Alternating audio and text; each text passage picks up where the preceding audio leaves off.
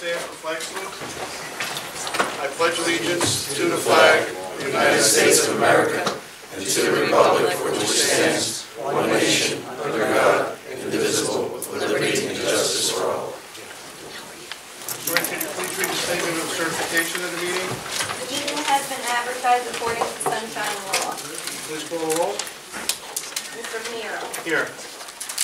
Mr. Melham. Mrs. Zangari. Here. Mr. Conti. Here. Mr. Vanda. Here. Mr. Gold. Here. Mr. Corvo. Mr. Graziano. Here. Ms. Guaman. Here. Ms. Rico. Ms. Novarado. Mr. Guyan. Here.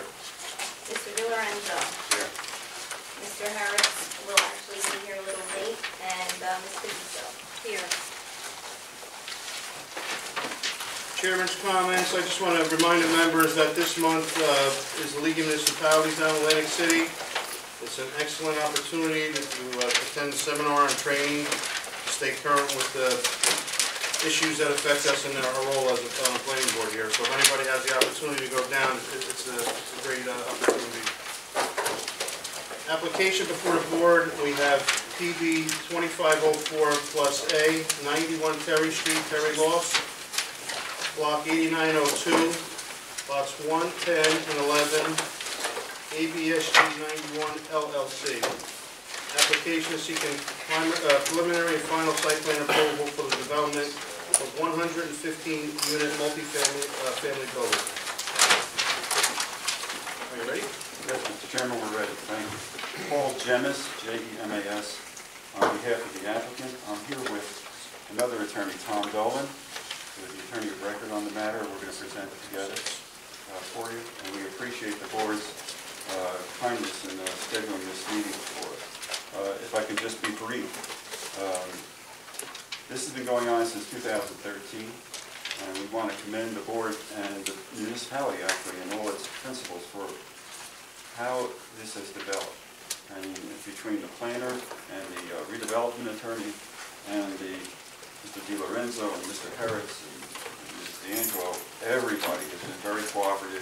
We understand that change like this can create a dynamic in the community, and we're hoping to develop this balance. And over a period of time, with the help of CME and more particularly Ms. Bucci Carter, we've really refined and changed this project to make it hopefully favorable to the town.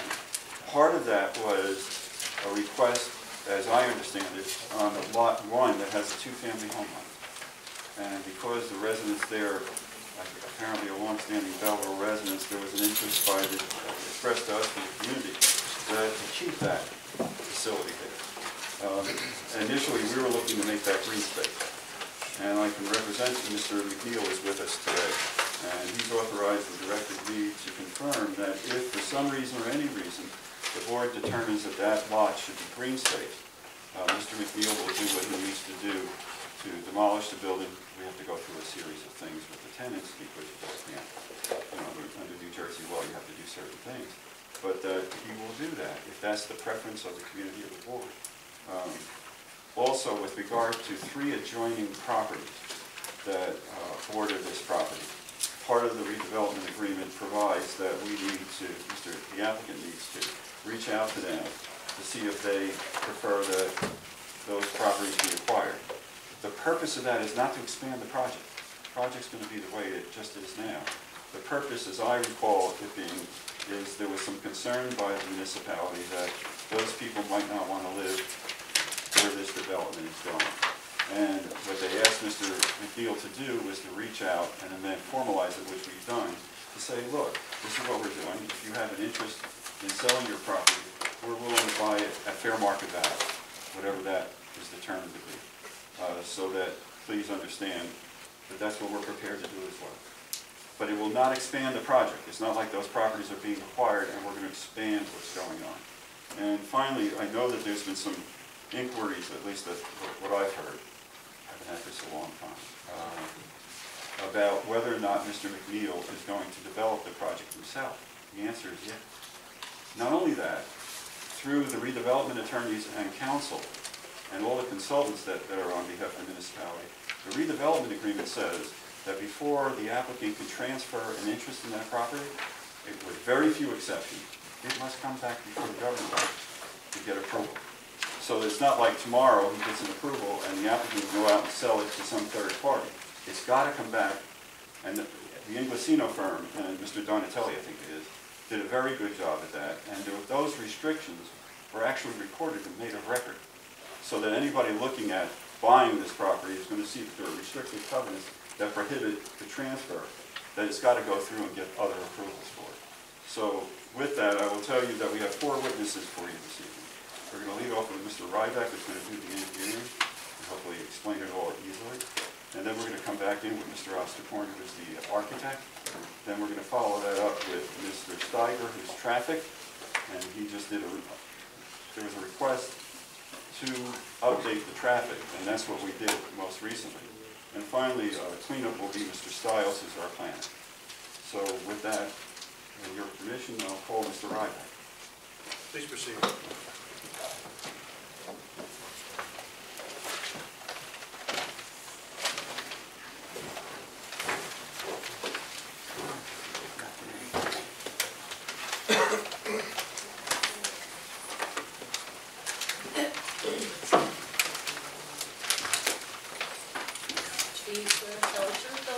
Nothing but the truth to help you God? I do. Please state your name and spell your last name. Tom Ryback, R-Y-B-A-K.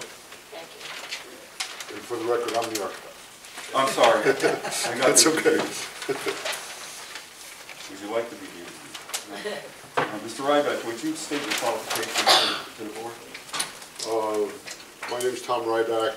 I've been practicing architect for the past 30 years. My office is in Rutherford. I'm a licensed architect in the state of New Jersey. I also have NCARB approval to practice architecture across the United States, and I'm licensed in several other states. I'm also a licensed planner in the state of New Jersey. We'll accept your witness as Mr. Ryback, you're very familiar with this application, correct? Yes. And you've been involved in all the processes here, including the communications with representatives of the township and the board with regard to refashioning this project, correct? Yes. Would you be kind enough to discuss that? Okay. Before I start, I would like to just mention that this is the third project that I've worked with Mr. McNeil on, and this is hopefully the second one that will come into fruition.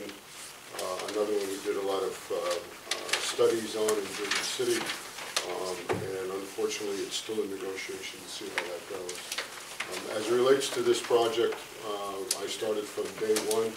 We did a different sort of approach with different layouts, ratios of apartments and everything along those lines. And before I get started, I would like to underline the dedication that Mr. McNeil as a developer has to the quality of finishes and the product that he wants to put out on there. And to the fullest of my abilities, we've worked diligently to present that to you, and I'll walk you through the plans. I also have some drawings and some reductions for you, so it'll be easier for you to flip during the presentation. We also have some renderings of the project, so at this time I'm going to distribute that to you.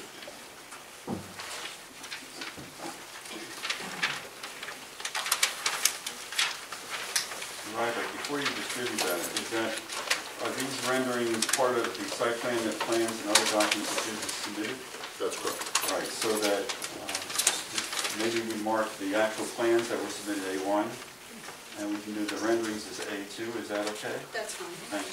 This is actually the reduced plans themselves. The renderings I'll give you in a minute. Okay, so these are just reductions for ease of review.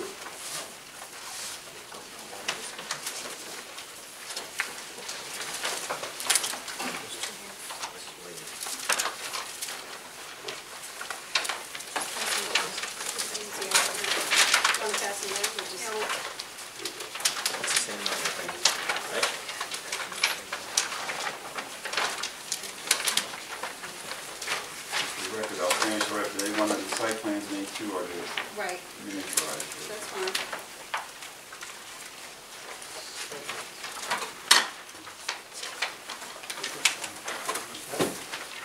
Chairman, you have one? Yes, thank you.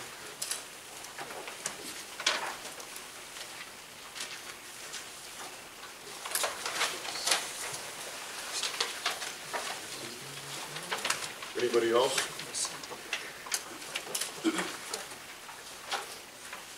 Chairman, if anybody in the audience wants a copy of the plans that we have an extra, we'll be glad to share. One sec. Thank you, we'll share it.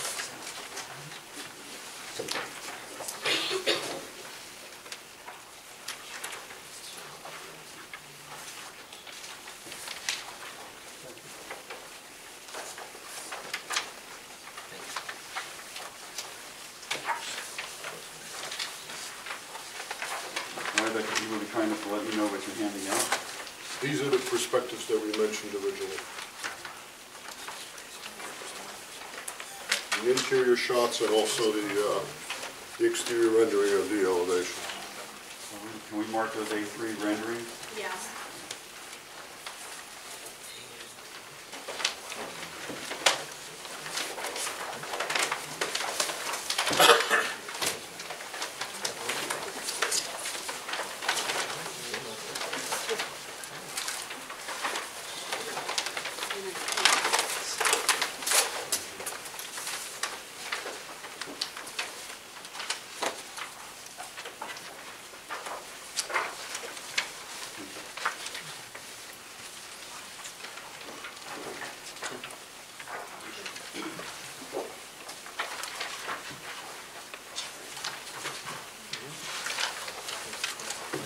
To get started, I just want to walk you through the renderings. The front is the same rendering that you have here as an enlarged copy. It basically gives you the elevation from the railroad tracks and then the street elevation going down the hill. The second rendering is the outdoor space, the typical roof garden that we intend to have on the roof, and the courtyard that's in between the buildings. The third rendering is a typical view of an apartment layout with common space, kitchen area, dining facilities.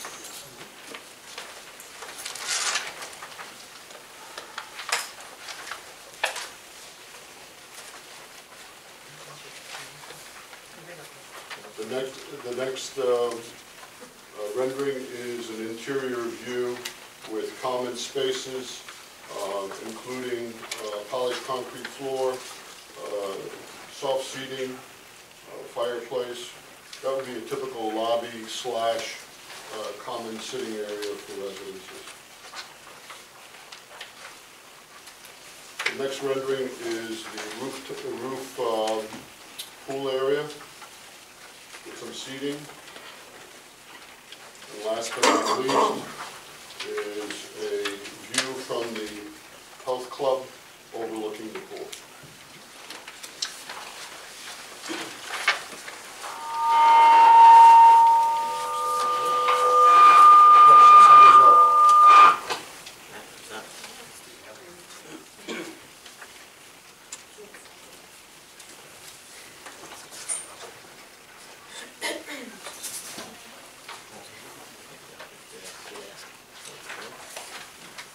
Excuse me, that elevation is an elevation from what perspective? From the railroad tracks? Yes. So it's below the railroad track.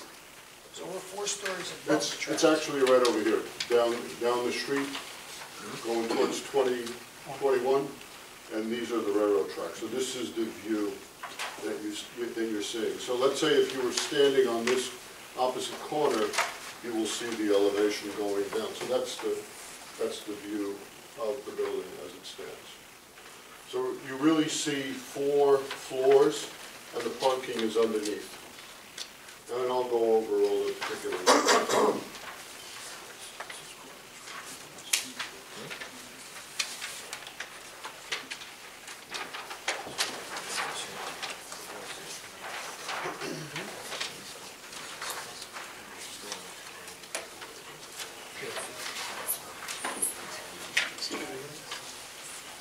Just to go over the particulars, you have a blow-up of the lobby area, which is this part. Could you see it over here on the side, or because you have a corner over here, should we maybe move it?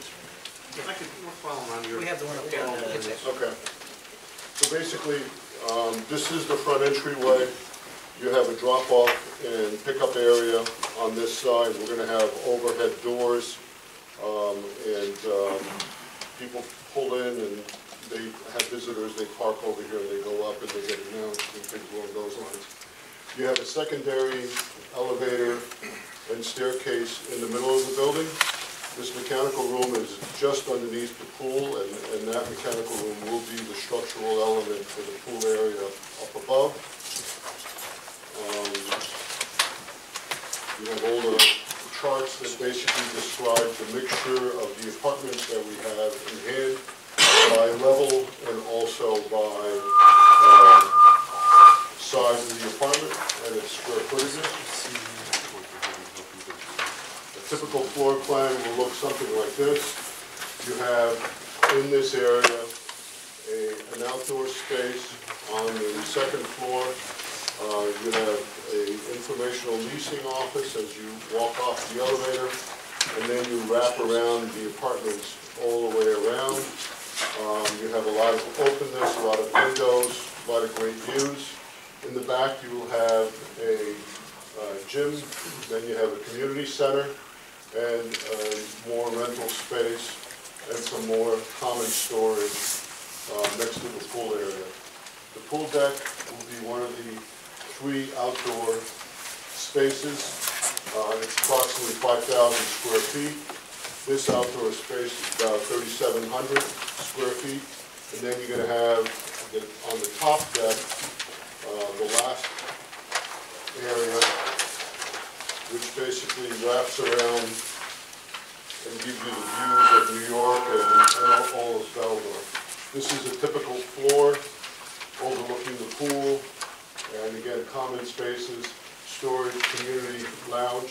So every floor has some type of an activity area or gathering place for the residences to use.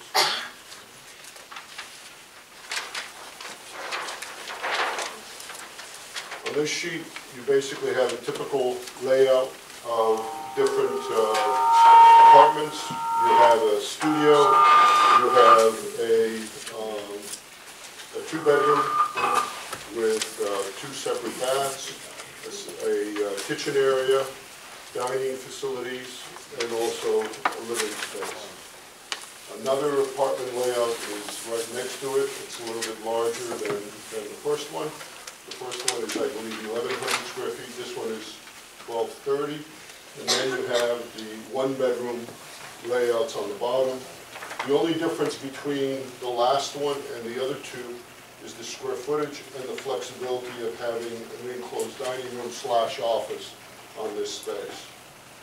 You also have a powder room and a bathroom. All the facilities will have its own heating and washer and a dryer stackable in the units.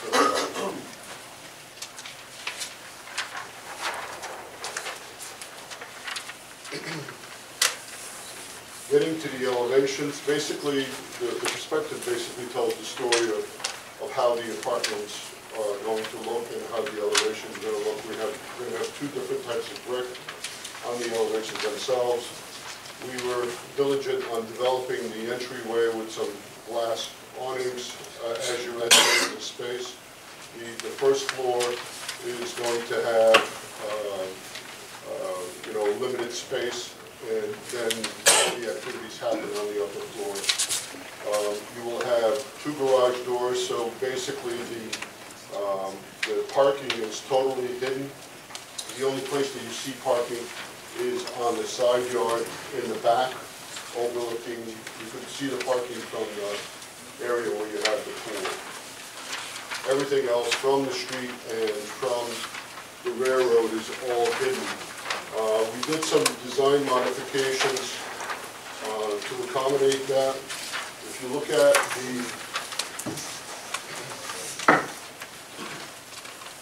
at this elevation, you have outdoor spaces on the first floor, and that basically goes and covers the parking area that's below. So the cars really are not seen from this side or from street elevation because their wall basically covers it all.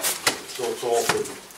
On the other side where you have the two-family homes or three-family homes, you will have a privacy fence that also covers the parking lot. That is basically shown on the engineering drawings.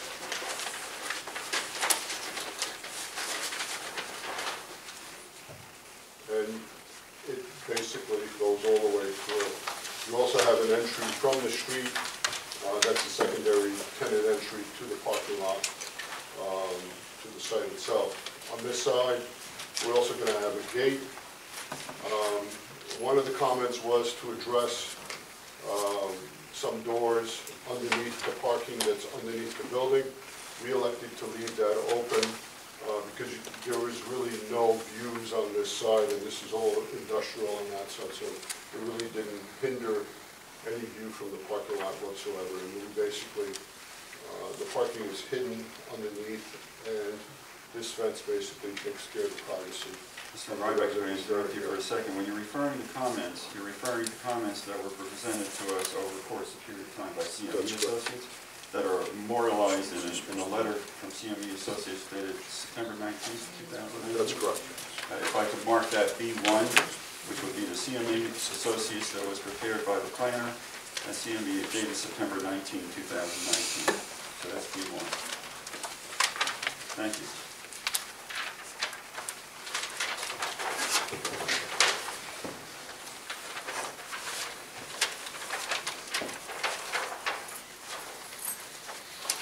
As you look at the floor plan, the way it's designed, you have slight differences in the floor plan itself. And the reason for that is to have a little play on the elevations itself. So you have different finishes, different colors, and you have a bit of a different texture between just having a flat elevation. So the elevation becomes very interesting on the elongated side and also on the street side. So it gives you some character and gives you a bit of identity rather than a large mass that the building could become. Right, I'm going to interrupt you again. Are you going to get into the materials that are inside the units and what they're made out of, like that kind of stuff, the counters, granite, that kind of stuff? Yes. Okay, thank you. So moving right along, we brought some sampling of materials. It's not a representation of everything because it gives you a nice idea of the perspectives on the quality of materials that we're going to have. We will have...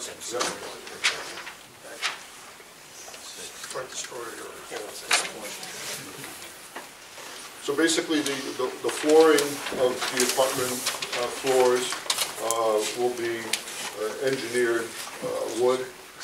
So looks like wood, feels like wood, and it is wood, but it's engineered, so it's a little stronger. It doesn't have too much play to it, and it works quite nicely in an apartment environment.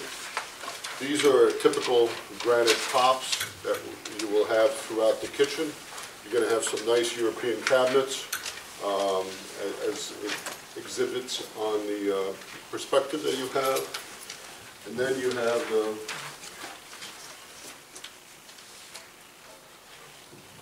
the ceramics that will be in the bathrooms themselves.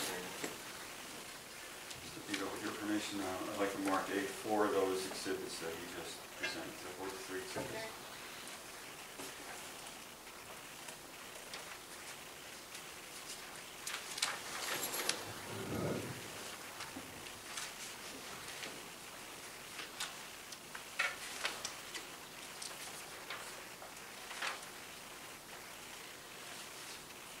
Okay. Thank you for your time. Do you have any questions? My first question, you're drawing here, that's a beautiful rendering, but this car, which street is this car supposed to be on?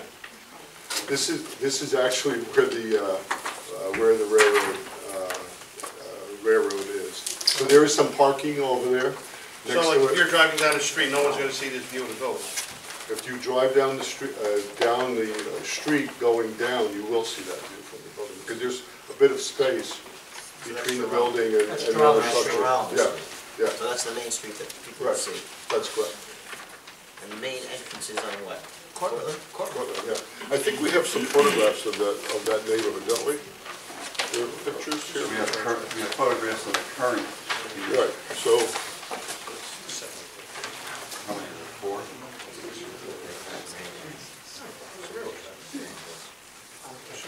Should be 4 of them. Do you have any drawings of what it's gonna look like from Cortlandt Street? How it's gonna fit around the houses? no, we don't, unfortunately. This is the view from the railroad track. So basically, all these trees go away, and this is where you're parking against the property itself. So with your permission, we'll mark 4 photographs of the current conditions of the site. Unfortunately, I don't have copies of them, but you could pass them along and you could take a look at it. So will the site facing Geraldo Street, the main street that everybody sees, will it kind of resemble what we have in that picture right there? Or Yes, so it'll look just like that almost? that's correct. So that way is which way? Just draw a little bit. That's Geraldo. So Okay. if So we're it'll look looking, just like that? so if we're looking at this from Geraldo Street, We're gonna see now, that. we're gonna see what? Which side? You will see this elevation. from Geraldo. Gotcha. Which is gonna be dressed up the same as this way, right? That's correct. So it's gonna look exactly the same going down Geraldo. Light posts and everything, right? It's a mess on Geraldo. Gets the, little trees and the lights. And what is the setback from your property to the three families or the houses on Cortlandt?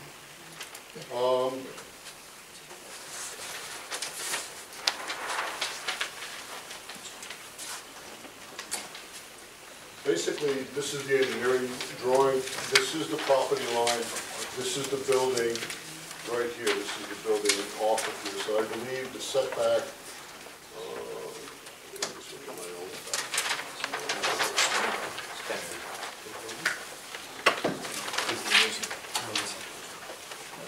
It's 15 feet. 15 feet? Yeah, 15. Or is it 10 feet to the right?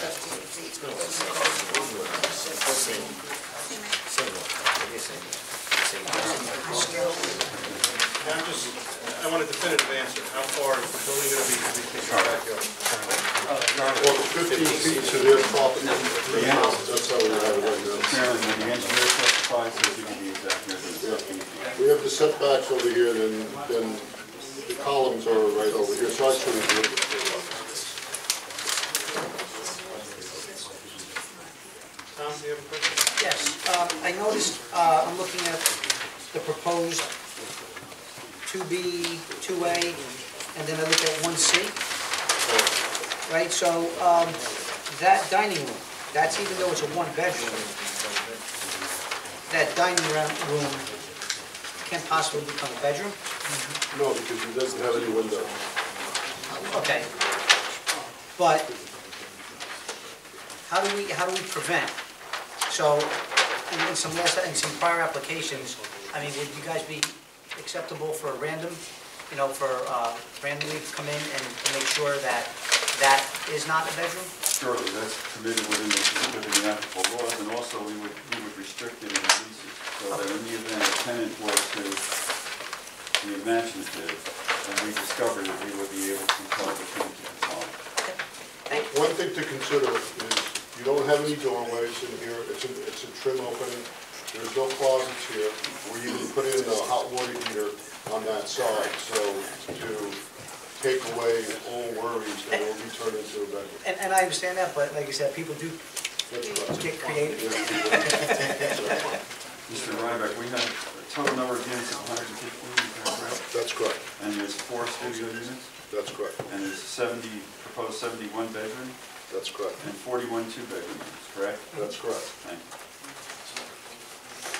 Does any other members of the board have questions of this witness? So you don't have a rendering of the main entrance? No, unfortunately not. The reason that we did that is we felt that we wanted to show you the most interesting and the most progressive elevation that we could have. And the entrance down below is actually a little bit lower. You really don't see it that much from the street, and it's a limited elevation, so that's why we tried to give you the more impact that you will have from this development. Yeah, I can definitely get a feel for what it is. It's a beautiful project. That's why I just wondered if the entrance was as beautiful as the project. It looks, I don't know, it looks simple. Mr. Ryback, if I could, Mr. Chairman. In the comments that we have from B1 on CME Associates, there was a recommendation of a more decorative front entrance be provided. We tried to do that, correct? That's correct. And there was a recommendation that there would be a double doorway. And we try to comply with those comments. We have that. All right. We went, on the entrance, we went back and forth probably about 3 or 4 different revisions, and we incorporated different schemes on it, and what you have on the plans is what's proposed right now. But we're open for suggestions and whatever you decide to do or give us some guidance on that, we will comply. Thank you, sir. Any other members of the board? Yeah. Will you ask me after? Go ahead, you can. Yeah, okay, I just have a couple of questions, and I just want to also say, since everyone is here, we did go, you picking up? Oh, I need to be sworn. Yeah. We should just swear you in. Thank you. Do you swear to tell the truth, the whole truth, and nothing but the truth to help you God? Yes, I do. Please state your name for the record. Mary Lucia Carter. I'll stand up so I'm easier to hear. There were several reviews and several iterations, and the applicant has gone out of his way to really try and address every one of these comments. The report is still long because the way those comments were addressed is that anything that was addressed is listed as comment addressed. And there's really very little left to bring up. And I'll just bring up what I think is left. There's 3 minor things. Materials have been brought, and I think they're beautiful. Some of the materials I was speaking about were exterior materials, not interior materials. So as far as my review goes, I was hoping to get more detail on exactly, for the record, knowing exactly what materials were going to be on the exterior. So I guess I'm asking. We have one of the bricks here. Okay. All right, so that's going to be A6, which is, I'll describe as a gray brick for the exterior. Is that a correct statement? It's actually, It's what? it's actually, in the light, it has a little bit more of a reddish. There's a reddish tint to it that I did not observe. Because I only took law school on blue and green, I forgot the red. And there are 2 color bricks, right? Yes. The other one didn't come in, but I have something similar. You can't Similar is good. Similar? It's similar to this, it's not exactly this color. That will also be included in exhibits, with your permission, exhibit 6. Is there a red tint to that, Mr.? No, No red tint. that was original. So the only thing I want to underline is that the finish of bricks will match. The color will not, but the finish of the brick will match. It's not going to be this texture that you see here. And that's why we were hesitant on presenting it. One of the things I will ask, if it's okay, since you have this, one of the things I've done in other places is ask that you can either photograph and of these, get a spec and label it, make it part of the package. So it can be kept with the plans. If the board approves these materials and likes them, then make one sheet that shows the colors of, even a photograph will do, of the choices you've made to make the final package. So if a year goes by, there are different people on the board, everyone knows what was approved and what will go forward. The applicant agrees to supplement the submissions and present them to Ms. Carter and the board so that it becomes part of the records. Can you just speak to one of the other items here was details on the windows in since we don't have that, if you could actually speak to it, the type of frame material, the material it's going to be, the color it's going to be, how much depth the windows will have. So basically, you have a little bit of a detail over here where you have the windows going all the way down, in some cases all the way down to the floor elevation. And then you have the aluminum frame, and then you have a brick veneer, so they're indented. So you have that mass of brick, and the windows are indented, so it returns into the window itself. Indented about how much? I would say it probably goes in about 6 inches. Okay. Mr. Okay, Rydbeck, and if I can interrupt you, would you be kind enough to identify which sheet that is? That's This is on A103, Thank you. And the material for the windows? be aluminum window. Aluminum window and coloring, Like a dark black. dark black. Yeah. Okay, so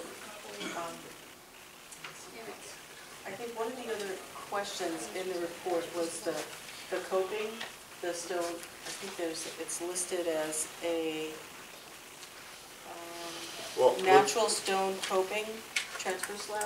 Right. If you could describe that. Well, there's two things that are a little bit confusing on our elevation. If you look at the renderings, you have the band of aluminum dividing on some of the elevations, and then you have the brick, and then you have the coping area on the bottom, and that's going to be a lighter color. But the aluminum itself is going to be darker to match the windows themselves. Okay, and the aluminum material is aluminum panels and what size? Right. That still has to be settled on, but I would say that the lines are going to go in where the windows are, so it's probably going to be 6 by 4 panels. 6 by 4, okay. And there's no P-TAC units in this photo? No. Yeah, No P-TAC units are proposed? that's correct. Could you repeat what that, please? I didn't hear. P-TAC units are proposed? Or not proposed? They're not. Yeah, They're I said not no. You don't have any grills or anything like that on the Okay. elevation. Well, I heard they're you just flat. explain to us what Yeah. P-TAC units, Excuse me? what that is, P-TAC. P-TAC is an electrical system for heating and cooling, and basically you have the source on the outside windows. Usually it's used for some apartment use, and in other ones is used for hotels where you control the rooms themselves. We're going to have a VRF system where all the exhaust is going to go to the roof itself for the air changes, and then you're going to have all the units that are on the roof hidden from view with some screening that we already have shown on the drawings themselves. Two more things. One is a question, or really kind of pointing out. I thought we started with 3. Materials. Even at my age, I can remember the numbers. Go Well, ahead. there's materials. I'm the only kidding entry, you. Go and ahead. the Geralman facade that I have questions on. Okay. So the entry, the reason it was still in the report was because the revisions were made to the entry. But they're listed as a partial revision because it really did not make it, it made it a little bit fancier, but it really did not make it like a typical main entry that you see. The 2 small doors wasn't what was asked for, that was what was provided. So I think if the board does want to see something more, we certainly would like to see. Well, I think something more. the idea is when we come back with the brick for it, we will give you a perspective of the entryway also, because it's kind of hard to gauge of what you're getting from an elevation. If we have a perspective with the canopy and the glass and the shadows and things along those lines, it will better identify what we're trying to say. We'll be glad to cooperate Okay. when we present the final plans and before we start construction. Okay, so I think a detail of the glass canopy, the materials, which would include what you've talked about, the brick, the coping, the metal, and any other types of the windows, garage doors, things like that, that are elements that were architectural elements would be added to that detail sheet. And then the third and final one is the Geralman frontage I'm hoping you could just answer this as a question or make it clear.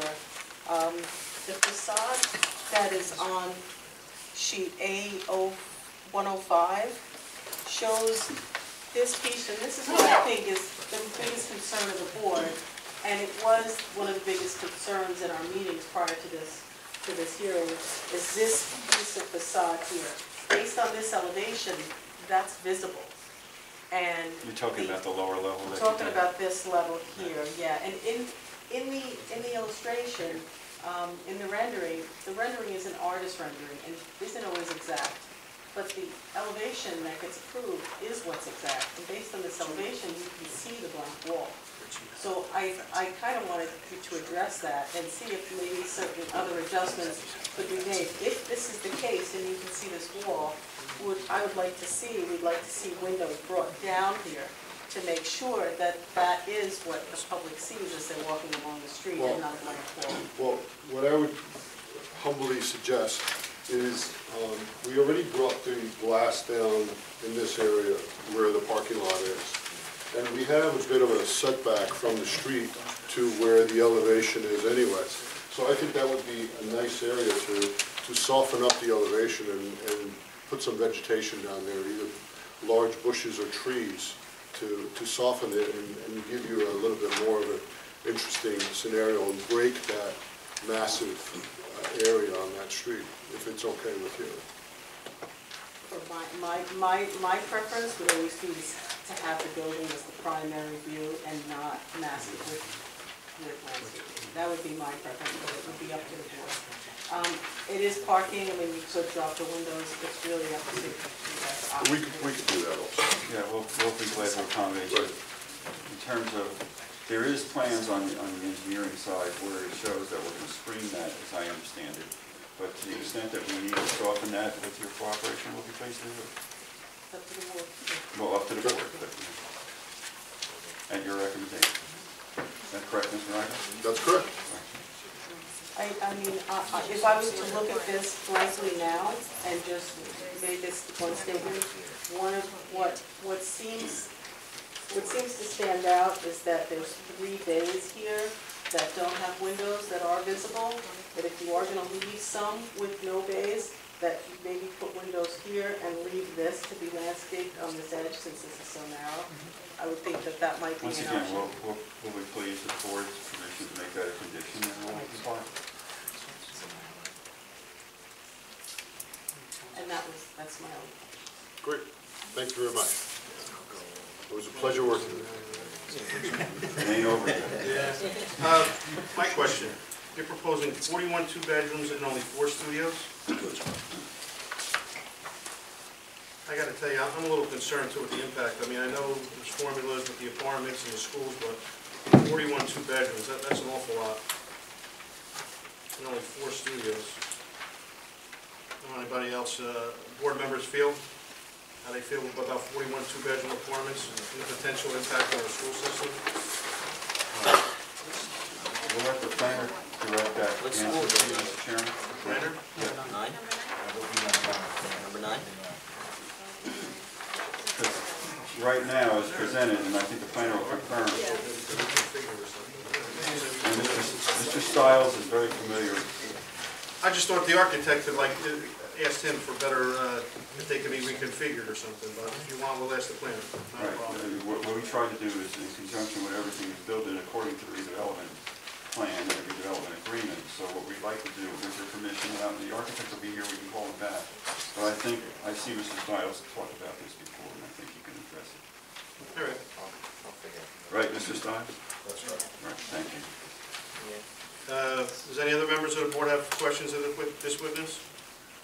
If not, we'll open up questions. At this time, we're only going to take questions from the audience. Comments will be held to the end of the meeting, and you can make whatever comment you'd like. Mr. Frantantoni. Vincent Frantantoni, 129 North Prospect Avenue in Belleville. Mr. Wybeck, I believe you know? That's correct. This building, the ground level is going to be all parking, That's correct. and then the apartments above it. Yes. Is this what is known as pedestal construction? You could call it that, yeah. Is this also considered lightweight wood construction? Your floor beams are going to be trusses? It will be a combination. It's a composite structure. You're going to have a concrete platform on the first floor, so you have a total separation from the ground floor, and then you have stick construction up above it. But above the concrete deck over the parking, the rest of it will be the lightweight wood construction? That's correct. All right. And how many units are there going to be there? 115. Any projections or ideas to increase the number of units? No. Is it possible to increase the number of units? We did several studies, and with the calculations that we went through and the communication we had with Belleville, we wanted to minimize, not maximize the site, so that's why we're at 115. 115 total? That's correct. And no plan to expand? No. How many feet from the railroad tracks are you? Well, actually, that's a loaded question, because the parking lot is right next to the wall that's on the railroad tracks. We were instructed to give some more common space on the outside. So the building itself has a setback from the property line. I believe that's 10 feet, and then we go up with the structure itself. So the actual building, the superstructure of the building, is a 10-foot setback, but the engineer will go over that. 10 foot, let me rephrase my question. I said the railroad track. I should have said the railroad property. That's correct. So what you're saying is the building will be 10 feet from the railroad property line? That's correct. Right. And I think you said, how many feet will the actual building be from the properties on Portland Street? I believe that's 15. Yep. What's the setback from Geraldo Street? I believe that's 10. Is that from the curb? No, that's from the property line. And where is the property line? The property line is, you have the property line, you have the sidewalk, and then you have the curb line. But the engineer could cover that. Okay, I'll hold on to the engineer. Thank you. Thank you. I just have one supplemental question, Mr. Chairman. We're at 115 units. If we want to increase by even 1 unit, we need to come back to this board. Is that correct? That's correct. Thank you. Mr. Sheldon? Good evening, Michael Sheldon, 47 Floyd Street. Before I say anything else, I just want to go on record and once again express my objections to the legality of this meeting. You continue to have a township employee serving as a Class 4 member of the board. Notwithstanding the letter that Ms. DeVito finally gave me at the start of this meeting explaining her opinion of the exceptions to this part of the municipal land use law, this is convoluted, twisted logic, and it circumvents the essence, the spirit of the intentions of the municipal land use law. She correctly cites that the statute says no Class 4 member shall hold no other municipal office position of employment.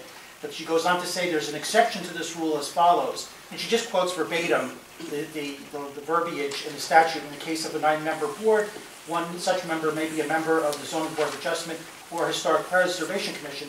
What she fails to say is that provided those members aren't themselves township employees, she's found a cute little way to get around the spirit of the law. You cannot have a township employee serve as a Class 4 member. This tried to be done back in 2011, Mr. Venero, I'm sure you are aware of it, when Mr. Grolleman was found to be, had just been appointed to the planning board as a Class 4 member, but he was a township employee, and immediately the board at that point and its council removed him from the board. So please explain to me what has changed. Has the law changed since 2011? No. So there's no justification for this. Plus, from what I understand, your Class 4 member is also a township, she's a member of the Historic Preservation Commission, but she's an employee. And a courtesy, Right, but go I ahead. have to cut you off because we're in the middle of an application. and you are allowed to ask any questions as related to this application and as related to this particular architect and his testimony, his direct testimony. All right, just want to again let It's you on the know, you record. haven't been at the It's last couple of noted. meetings. The group I of us heard your are working with comments. council. They're noted. We are going to go to the courts and have every decision made by this board since the beginning of this year overturned. You have every So right everyone to just do whatever be it aware of is that. that you'd like to do. You All right. have the letter of opinion. Right. We've And we'll give noted it to your our council concerns, and and we'll we're see going what to comes move of on. this. All right, so let me Thank then ask you. my question. My understanding is that this project is being facilitated through a pilot. Is that correct? The pilot has been already given to this project. Mr. Di Lorenzo, this does have a pilot, right? I believe so. Mr. Donatelli was handling that. He's not here tonight. He had a conflict, but I believe Mr. Jones. I believe that's an accurate statement. Inaccurate? Accurate. Well, It is accurate. All right, there may be an issue with the pilot now, because if you look at what... Mr. Chairman, excuse me, Mr. Sheldon, 1 second, I don't mean to interrupt you. This purpose of this, at this time, is to ask questions of the architect. I'm not trying to cut you off, Mr. Sheldon, I'm just saying that it's inappropriate. Well, this actually has an architectural bearing, because if you look at the ordinance that was originally passed, it was had its first reading in December of 2016 and was adopted in January of 2017. Under one of the paragraphs, whereas, it says very explicitly that the construction therein will consist of low and moderate income rental apartments. Now, the new site plan, the very first page, this beautiful picture, what does it say? Proposed luxury multi-family apartments. You're changing the essence of the nature of this. You're going from low to moderate income to luxury apartments. Why are taxpayers now subsidizing luxury apartments? One more time, I object. First of all, that's not a question for the architect. Second of all, if you read the redevelopment agreement, it talks about the applicant must comply whatever the affordable housing requirements are of the municipality. And we're going to comply. So if that requires certain units to be affordable housing units, it's going to be affordable housing units. If the ordinance permits a payment in lieu of same, that's what's going to happen. The applicant will fully comply with the affordable housing requirements of the municipality and the state of New Jersey. So then what are those affordable housing requirements? We've already heard the breakdown. You're having 41 two-bedroom apartments, 70 one-bedroom, and 4 studio apartments. How in that mix are you going to comply with affordable housing requirements? So just so that if I can submit this to the board, and I know I'm not testifying, there are certain requirements or certain provisions of the affordable housing ordinance that the town has that designates certain units or allows for a payment in lieu thereof. So that the applicant is going to comply with the state of New Jersey and the municipality's requirements with regard to affordable housing. If that requires designating certain units, we will designate certain units. Okay, asked and answered, his I didn't objection get an answer. sustained. You should know. Anything You should know that those will be numbers. required by the state of New Jersey, We're just they will giving a comply, song whatever and they may dance. be. What are those You numbers? can move on to another question if you'd like. Well, that's it for this moment. I have Okay. a number of questions to ask when the planner gets up. And you can do that, All right. thank you. Next, Anybody else in the audience? If not, please proceed. We'll call Mr. Osterkorn, who's actually the engineer, even though he wants to be an architect.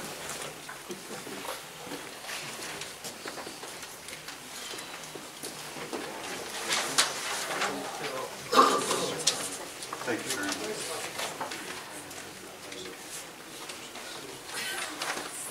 You're not going anywhere.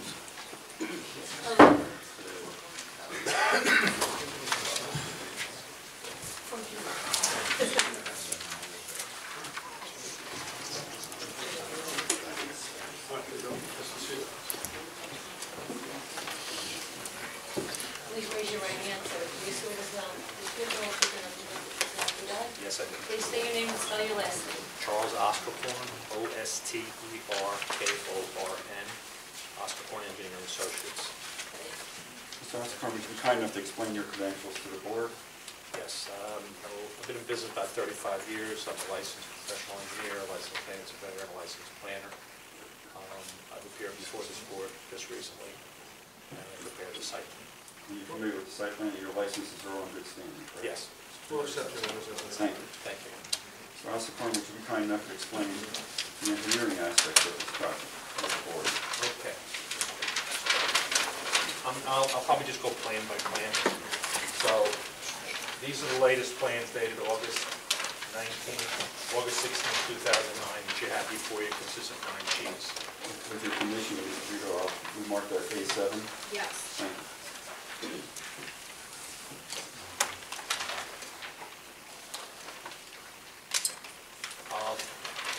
Yeah, what we have in the cover sheet was we have the key map, which shows lots 1, 10, and 11, the subject property, including the walkway that comes out towards Cortland, surrounded by Terry Street, Cortland, Geralman, and the railroad tracks on the west.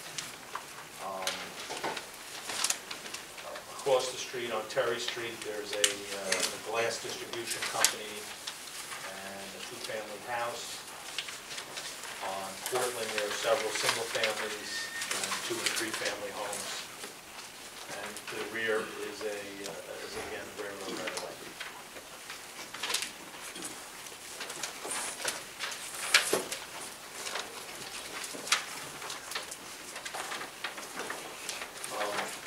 Sheet 2 is the survey of the site. We have an existing building that basically runs all the way from Cortland Street back towards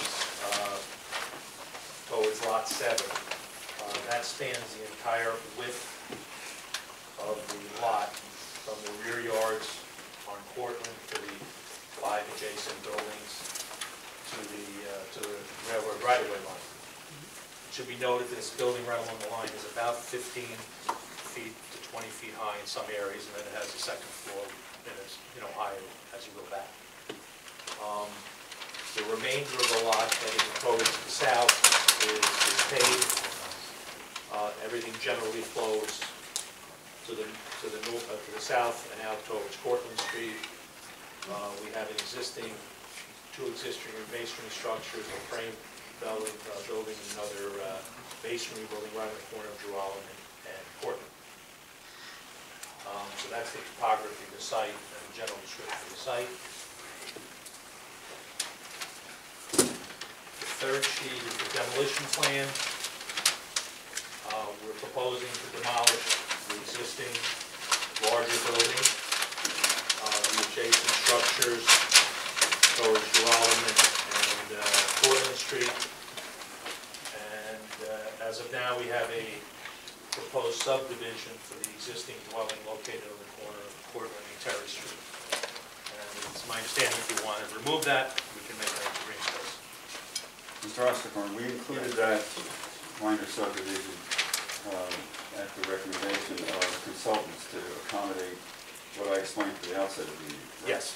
Yes. And in terms of that subdivision, if that building were allowed to remain there are minor, I'm going to characterize them as minor variances that already exist because of the pre-existing structure with regard to frontage and other items. That's correct. But that no changes would be made to the building if it were to remain. That's correct. And in the event that the building were to be removed as part of this application, that would be green space and then improve the bulk requirements that we have. And that would improve the landscaped area. Thank you very much. The only thing, if I could add, is since we're talking about the building on the corner, at present there's a driveway that extends right from the front stairs of the building all the way to the rear of the lot. It's one large curb cut, and that's used for parking right now, and the cars back out onto Terry Street. As part of the proposed subdivision plan, we're going to eliminate that curb cut and have, there'll actually be additional street parking there, and we're going to have a parking lot in the rear, which you'll see on the next plan.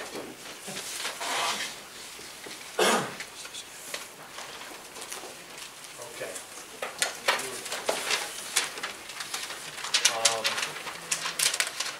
This is basically the minor subdivision plan that shows the proposed lot 1, which is 6,864 square feet, and the remaining lots to be consolidated by removal of the lot line between lot 10 and lot 1. I'm sorry, the lot on the corner, lot 11.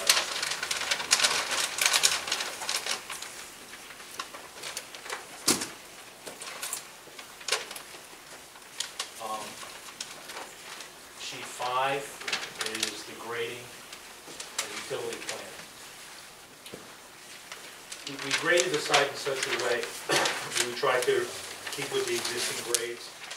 So we have a high point pretty much at the end of the north side of the building, and everything will sheet flow towards Terry Street. And we have a drainage system that I'll talk about in a second. The remainder of the site will flow under the building and out towards Portland.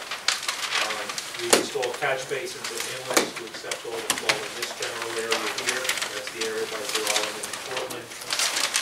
All the roof leaders in the building will be piped through a detention system that will be run out to Terry Street and out to Portland.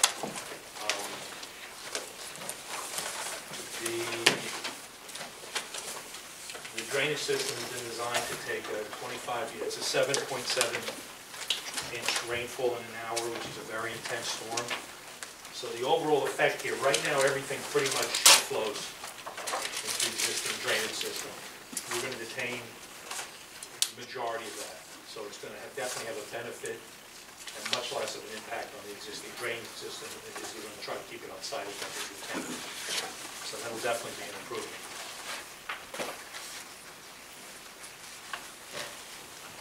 Go to the next sheet.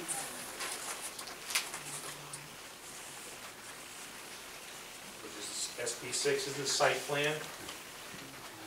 And this shows all our lot requirements, building coverage, building setbacks with the subdivision,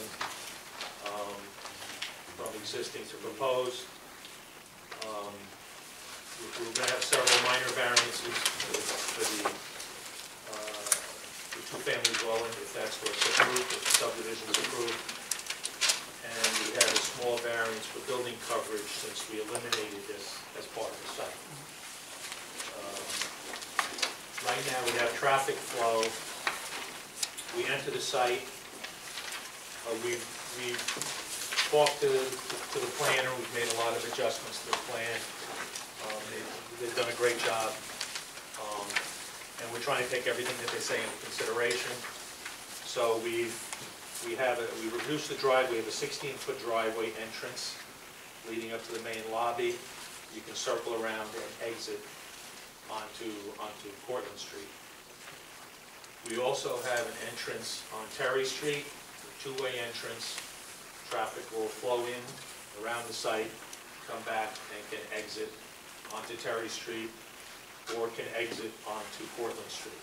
And the traffic engineer will talk about all the circulation. We eliminated 2 spots to give additional green space next to the mechanical room. We're proposing either a vinyl fence along the entire property line, or as an option, which was recommended by the planners and talked to the professionals, that we just put a freestanding 6-foot high brick wall. So along the entire side adjacent to lot 9, we would have a wall or fence, run that along the entire rear of the 3 lots before we get to the walkway, and then have a fence and or 6-foot high brick wall running along the remainder of the properties right out to Terry Street. We also have decorative fencing, which is going to consist of brick columns with metal decorative fencing, and that will be along the entire frontage on Terry Street, along the entire railroad right-of-way, along Geralman Street, and along our frontage on Portland Street. In addition, we're going to have a decorative fence setback to meet the existing setbacks for existing houses. We're going to have a decorative fence there as an entrance. We have a trash area located under the building. We have handicap spaces. The majority of the spaces are all 9 by 18. We have angled parking. And the traffic engineer will talk about that circulation also. It was recommended to put some compact car spaces along the properties between the building, the northerly side of the building, Terry Street. We did that. Mr. Officer, when you indicate recommendations and the planner and things that you're referring to the board's planner and the documents that we have proposals that we have in the CME. Yes, per the CME letter.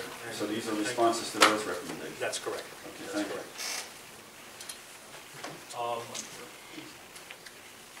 Regarding the building setbacks, off of Cortland, off the rear of the properties, right now we have a building line that runs right along the property line, right through here. That's going to be set back with a new building. There's a small area that juts out here, and that'll be 15 feet off of the property, the rear of the property on Cortland. And after the jog, it's approximately 20 feet. Along the side of lot 9, we have it 15 feet off the property line. The front setback off of Portland Street is 20 feet, and we have a 10-foot offset along Geralman, and we also have a 10-foot offset off of the railroad tracks. Question, Yes. the parking garage is Yeah. underground, under the building, I should That's say. correct. So I'm not understanding how, let's say on the Terry Street side, I'm seeing the footprint of the building and the offsets, but the garage wall is going to come right to the property lines, correct? Yes. And how do you access those spots? I don't, was it? The spots under the building? Yes. Well, we have a driveway coming in, and we have angled parking to get to all the spaces. So the elevation from the neighbor's yards is going to be what?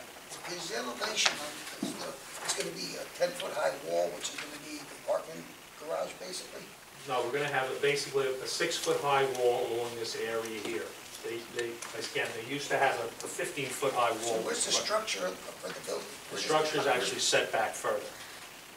With columns? Yes, the parking's all going to be on How columns. do they work with all these parking spaces? I don't see any noted. In other words, I don't see parking spaces noted in between I don't see columns noted in between the parking spaces. I see a bunch of parking spaces, so how Dots on the parking Yeah. spaces. I'm trying to understand the structure. Yeah, the architect, we took that into account, And and they're in the architect's They're in the drawings, so you architect's can plan, bring the the architect. architect back as well as the traffic engineer to explain.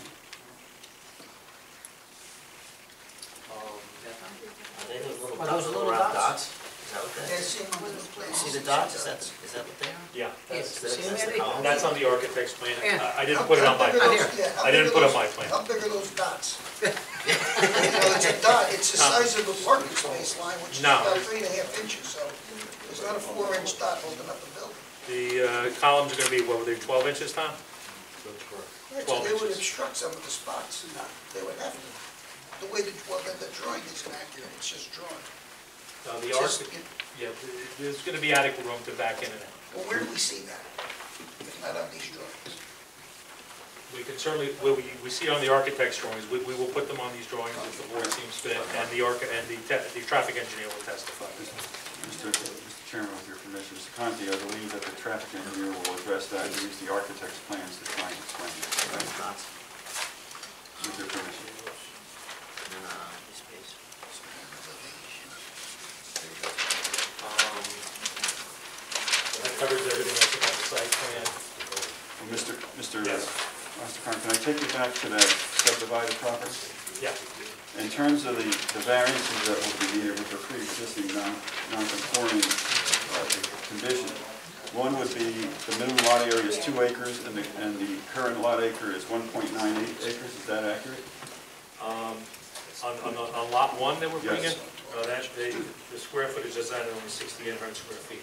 But what I'm saying is, as noted in the CME Associates report, it says that that it was noted that a subdivision required the following variances. A minimum lot area shall be 2 acres where the project area will be 1.98 acres. That's correct, after the subdivision. And CME also comments that the minimum frontage along Portland shall be 220 feet where the existing and current footage is 181.32 feet. Is that accurate? That's correct. And then finally, the third comment from CME Associates on B1 is the minimum frontage along Terry Street shall be 200 feet, whereas the street frontage existing is 100 feet. Is that correct?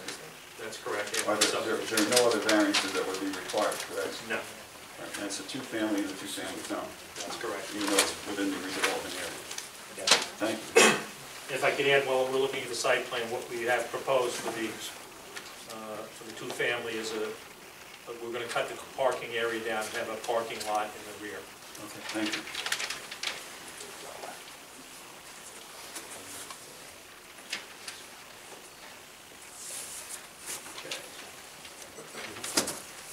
Sheet 7 is the soil erosion control plan. We're gonna have a silt fence, anything that's required by soil erosion, a stockpile, protect all the existing utilities with hay bales, and that has to be submitted to the county for their approval.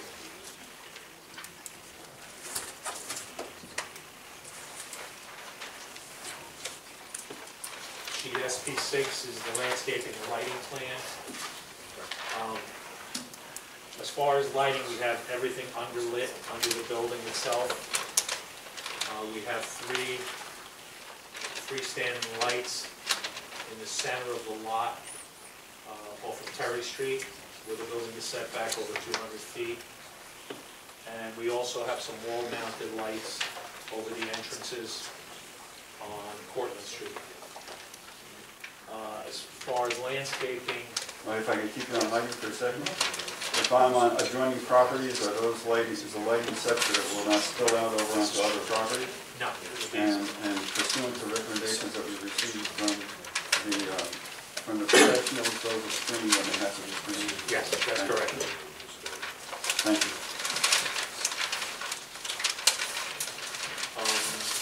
As far as the landscaping, we have approximately 100 various trees and locations throughout the site.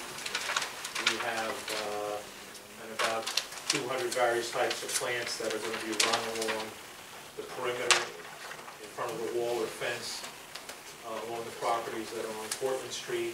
We have landscaping along the corridor that leads down to Cortlandt Street. We continue our landscaping out towards the corner of the building and out towards Cortlandt. And then we have a lot of landscaping along the area on Geralman, behind the property line, maybe about 10 feet of landscaping. In addition, we're going to remove all those, there's some large trees there with a recommendation that they be taken out. So we'll remove those large trees, we're going to put all new curb and sidewalk in, and we'll do any kind of, and we'll replace it with trees that are acceptable to the town. The shade trees that they would like to desire, and we'll do that along the entire frontage as required. Lights and everything, you said, street lights? And we do street lights too, yes. That's correct.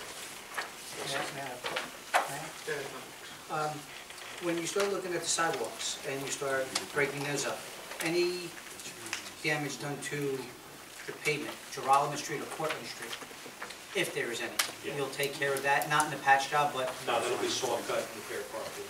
Okay. Yes, in accordance with the engineers and the town requirements. And then I see over here you have a gate that goes from Cortlandt walkway, goes through? Yeah, we have a gate on the walkway that goes through. We have a decorative gate, which will be the columns with the fence. We're going to have a gate setback at the front offsets, the adjacent buildings is recommended. And my assumption that's going to be a 6-foot fence on each side, on the back, or something like that? And then just from a parking standpoint, are these questions? Are these gates, are they gated at the entrance and the exit of the parking or not? Both sides. It's going to be gated Okay.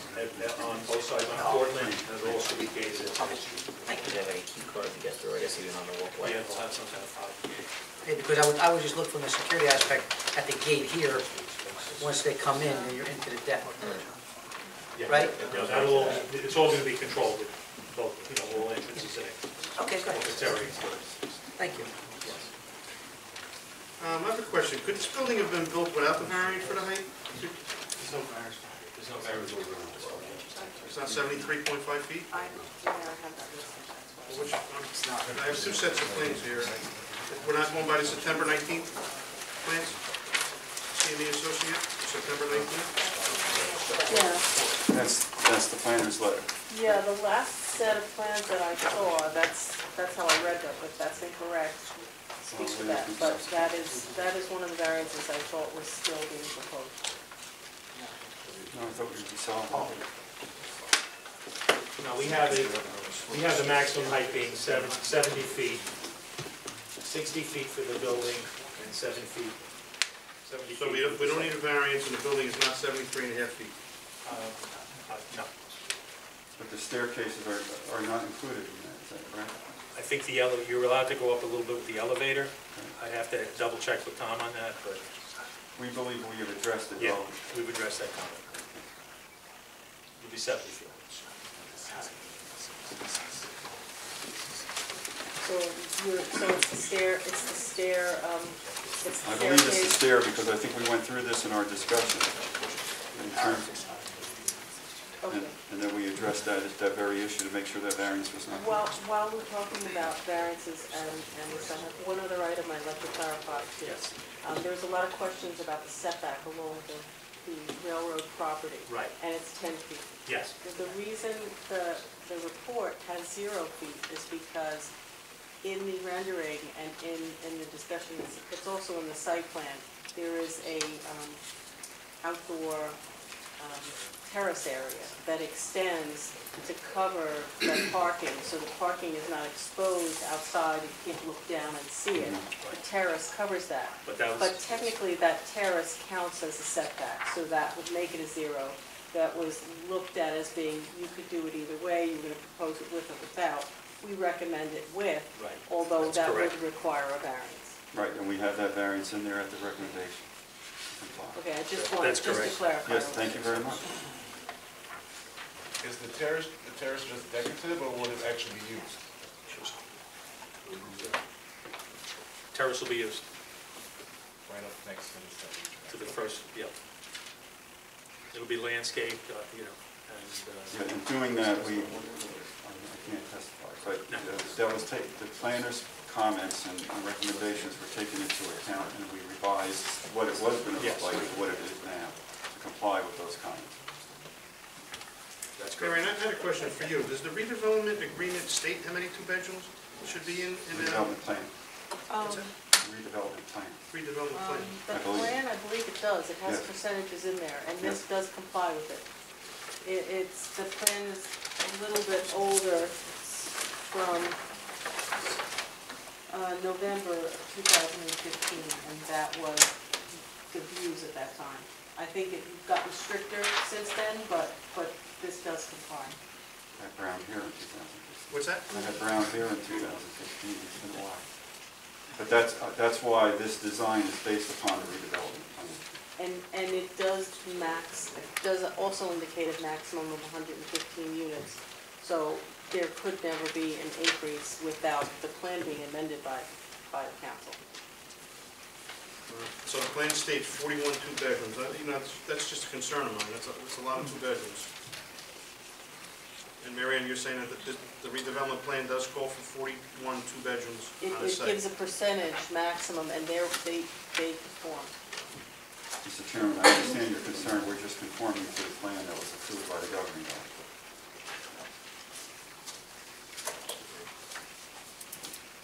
Anybody, any board members have any more questions? So I have one about lot 1.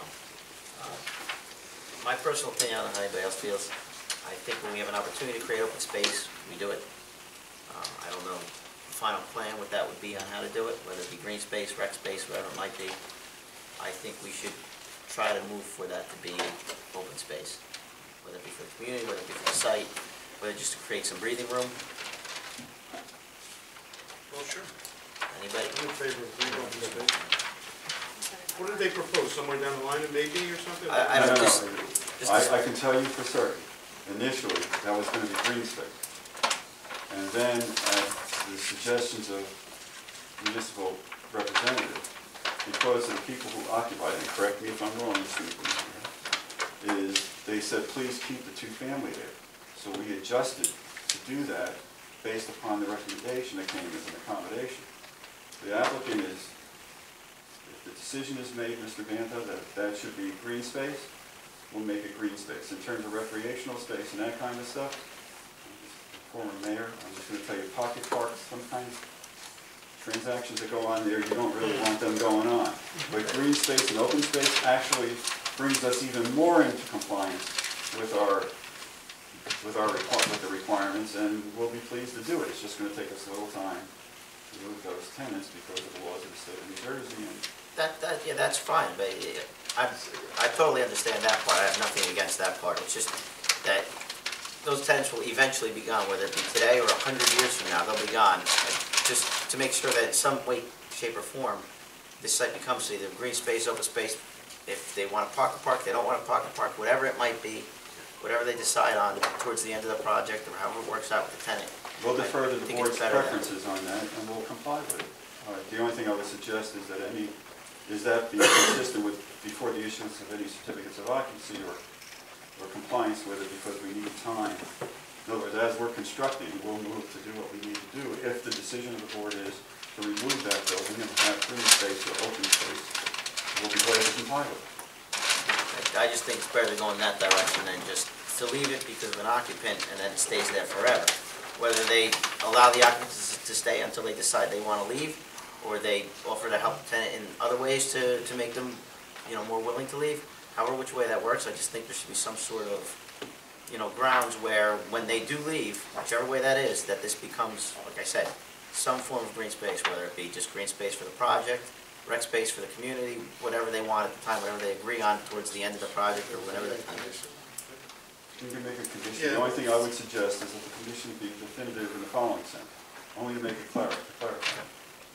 If the idea is to keep those tenants there until they leave and then take the building off, that's one condition. The other is demolish the building and create this green space. The applicant just needs to know which direction to go. Did I make that clear? In other words, so that we have two tenants there. If the idea is, look, when those tenants vacate, don't replace them, take the building down and turn green space, that's one type of condition. The other is, as a condition of this approval, you must demolish that two-family and remove the tenants, which then triggers another issue in terms of the law, in terms of how to relocate those tenants and what notices you have to give. How do we want to deal with it? I personally wouldn't want to see anybody removed. I personally want to see that over time when they decide. That's just my personal opinion. But if you make that a condition that when these tenants leave, that the applicant take down the building and create that open space, the applicant's amenable to doing it. How would we know when they leave? How would we be able to track that? I'm trying to think of that one, because you're not an enforcement agency. It would have to be up to the construction code or the zoning department to be advised. I don't know that a two-family requires a notice to the town. In other words, for rent control, I don't know. Yeah, no, they don't. That's the hard part of that. I'm sorry. Yeah, well, what the applicant's suggesting is every year we'll submit something as a condition of the approval that says, here's what's going on with the tenants and we won't occupy. It's a rule anyway. It's a rule that you have to certify your tenants, right? And Yes. So that would happen anyway, and we could put it in as a condition as well. That's fine. We'll adhere to it. We understand the concern and we're trying to accommodate it, and we'll deal with it.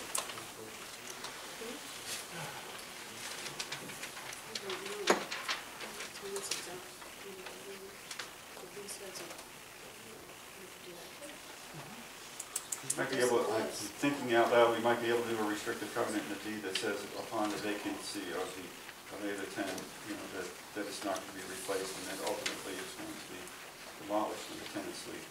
We understand both of these tenants are long-standing Belleville residents who like the town. No, we wouldn't want to throw them out. We wouldn't want to make their life more difficult if they can be accommodated to help them move and they stay in the community, that's one thing. If they want to stay till they're done there, it's another thing. It's probably more, I don't know which way we want to handle it. It's just handling it. And it's, buildings really getting crammed in there, and to create green space would be nice. I mean, if we wait 10, 15 years and create a little green space, I don't know. Give them a condition where within the next certain amount of years, they have to help them stay within the community. Yeah, you guys have title, the developer has title to the property now. Well, he's under contract on one of the parcels to get it, but he's conditioned upon the approval. So he would have control over the parcel. The only thing is, once you go to move a tenant, speaking not always a lawyer, but a former elected official, the mayor for 12 years, once you do that, you got to make the moves in accordance with the statute, which gives you very little flexibility in terms of sometimes the tenants will leave on their own. As an elected official, usually you get phone calls about that, by my memory. This side is white here is from being the mayor. So we'll accommodate whatever the board thinks is reasonable and feasible. We're just prepared to do whatever you want us to do. Applicant can make it feasible for the tenant, right? That's something that the owner can do, the applicant. We can approach them If they're willing. What our understanding is, based upon the communications that we had all through this project up until now, is that they like Belleville, they like where they live, and they want to stay there. I'm not saying that I had any conversations with them, but my experience is, if someone is happy about that and wants to stay there, it ain't so easy to move them out.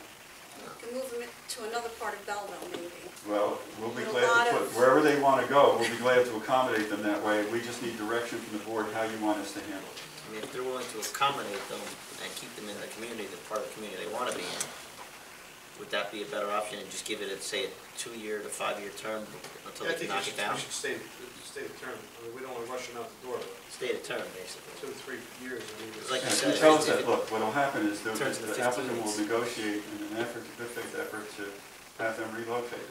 If for some reason they're adamant about not leaving, then if there's a deadline, we'll have to make a move on the deadline in order to be able to get them to vacate. what's the rest of the board members' feelings?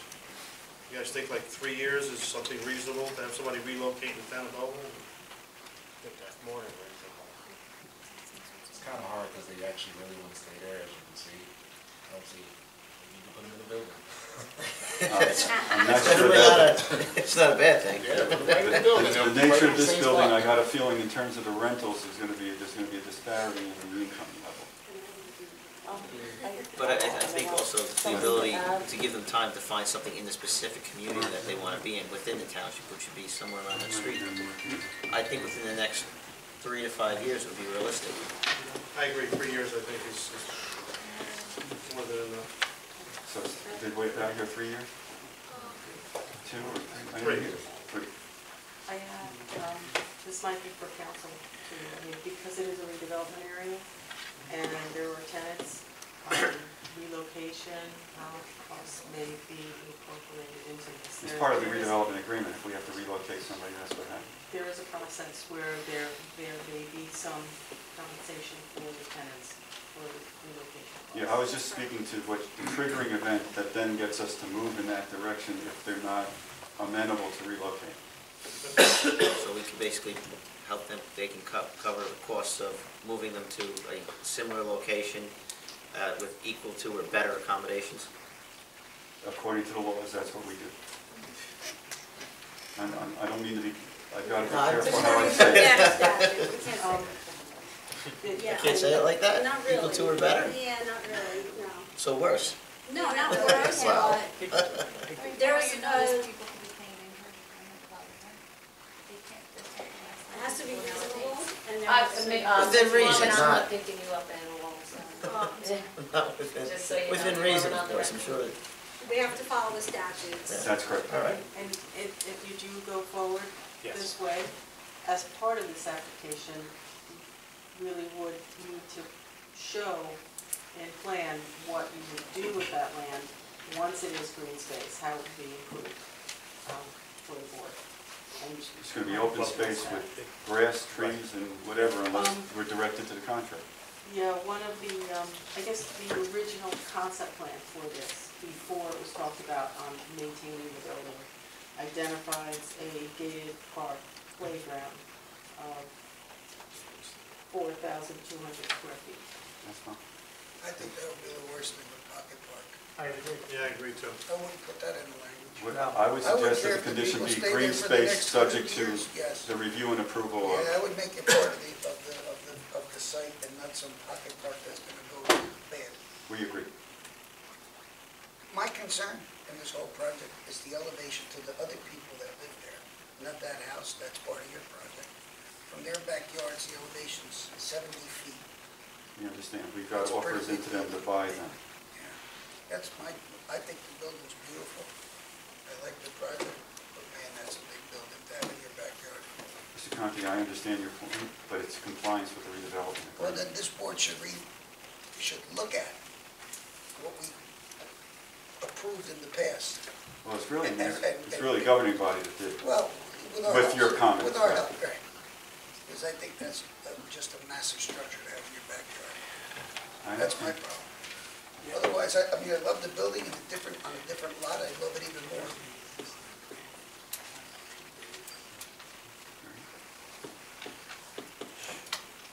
Mr. Osterkorn, there's an existing building that's situated there that affects those properties, isn't that correct? Yes. Yeah, And that building is not 10 feet tall. it's taller than that. Yeah, And it's right along the property line.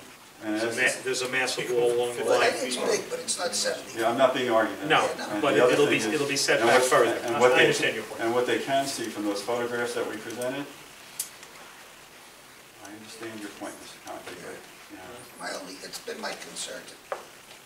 That's been my only concern, to be honest with you. Because of the elevations, from the track side, it's not a bad elevation, it's 4 stories. From the bottom side, it's a big building.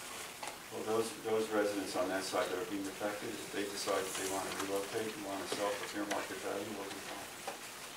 And then you want to expand the project. No, absolutely not. Yeah. He prints money in the basement, that's why. Yeah. Sounds that way. Why would you want to spend money buying other property if you're not going to expand? Well, I will say, Mr. Chairman, that the applicant is trying to cooperate with whatever the recommendations are coming from the municipality and to the board. And that's one of the things that, as a lawyer, you look at it and you shake your head, but as an applicant, you say, look, I want to keep this in the family. Let's see what we can do. So they buy it, landscape it. So am I to understand that there's no variance before this board tonight? No height, no setbacks, nothing? Excuse me. Right. There are two. One is that side yard up by the railroad track, if my memory serves me correctly. 10-foot setback? And the others deal with the subdivided lot. If my memory serves me correctly, I'll stand to be corrected. And technically a sign, but the sign. But technically a sign that will comply with whatever So the sign. is there a setback issue on the tracks because the garage goes to the line? What it was the recommendation was made, we were going to set back from it, the recommendation was made to do something to make that space there with the understanding that if it becomes 0%, that's acceptable, and that's what we proposed.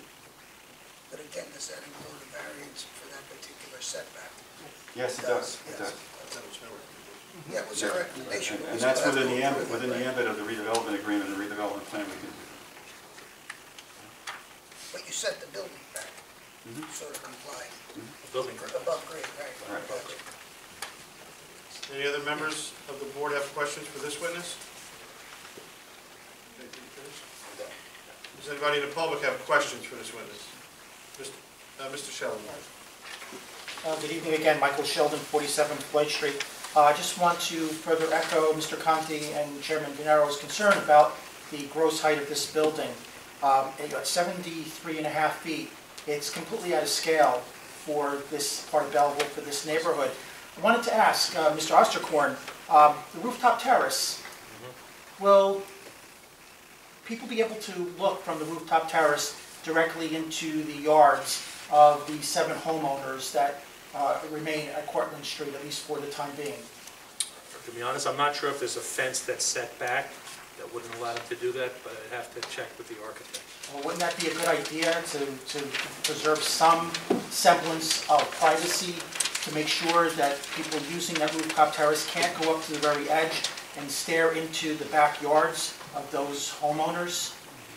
I don't think it would be appropriate. I wouldn't want someone's, if I have a swimming pool or kids in my backyard, I wouldn't want someone on a rooftop 70 feet high looking into my backyard.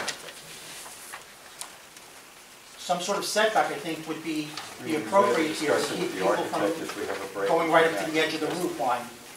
So discussion with the architect, All right. Mr. Sheldon. Next question regarding the gross height of this building.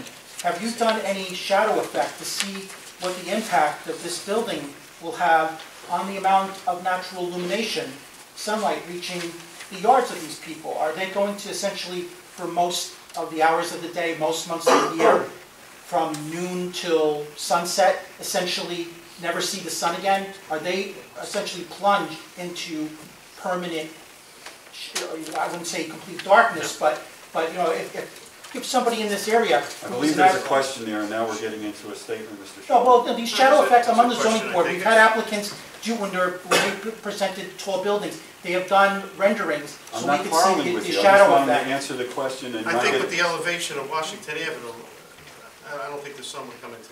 and I don't want to get into the doctrine of ancient You know, rights. this that is I learned set in law school. so much lower than Washington Avenue to begin with. I don't think The we'll block building is sun. very close, the eastern side of the building is, what is the average distance from the eastern flank of your building to the backyard of these homes? Between 15 and 20 feet. Just 15, 20 feet. So you do the quick Pythagorean theorem calculation. This is an angle that's probably about upwards of 70 degrees. So you're going to have the sun Again, I reach would a request zenith that of Mr. 60, Sheldon 70 ask a degrees, which question means and not most of make the an year, affirmative they're not going to statement. see the sun. Except His from, question was, is it going to block the sun from their yards? And the answer, Mr. Osterkorn? We haven't done a study. nevertheless, you have no, all of this is going to force these residents out of their homes, one way or the other. Yeah, questions, Mr. Sheldon. But you're effectively imposing your Objection. back door Unless eminent there's a domain. question mark somewhere in this statement, I have to object, Mr. Sheldon, respectfully. Okay, Mr. Sheldon. All right, I have another object- question. I'll move on to my next question. In looking at it, we were saying the sun comes up diagonally across the, Right, in the morning, they'll have these If two. you can answer the question, Mr. Chairman. Asked and answered, let's move Thank you. on. Well, not really answered, but, all right, my next question is the western flank of your building that parallels the railroad track, yes. which is running parallel to Valley Street. What is the, first of all, is there a wall, or is that a fence that is going to separate the back of your building from the railroad tracks? Is that a wall or Well, it's going to be a wall with a fence on top of it. a wall with a fence on top? What is the total height of the wall and the fence? It'd be approximately 12 feet. 12 feet, all right. And then from the back of your building, not from the fence, but from the back of your building to the first edge of Valley Street, what is that distance? If you don't have it exact, approximately what spatial separation do you have from the back wall of the building to Valley Street?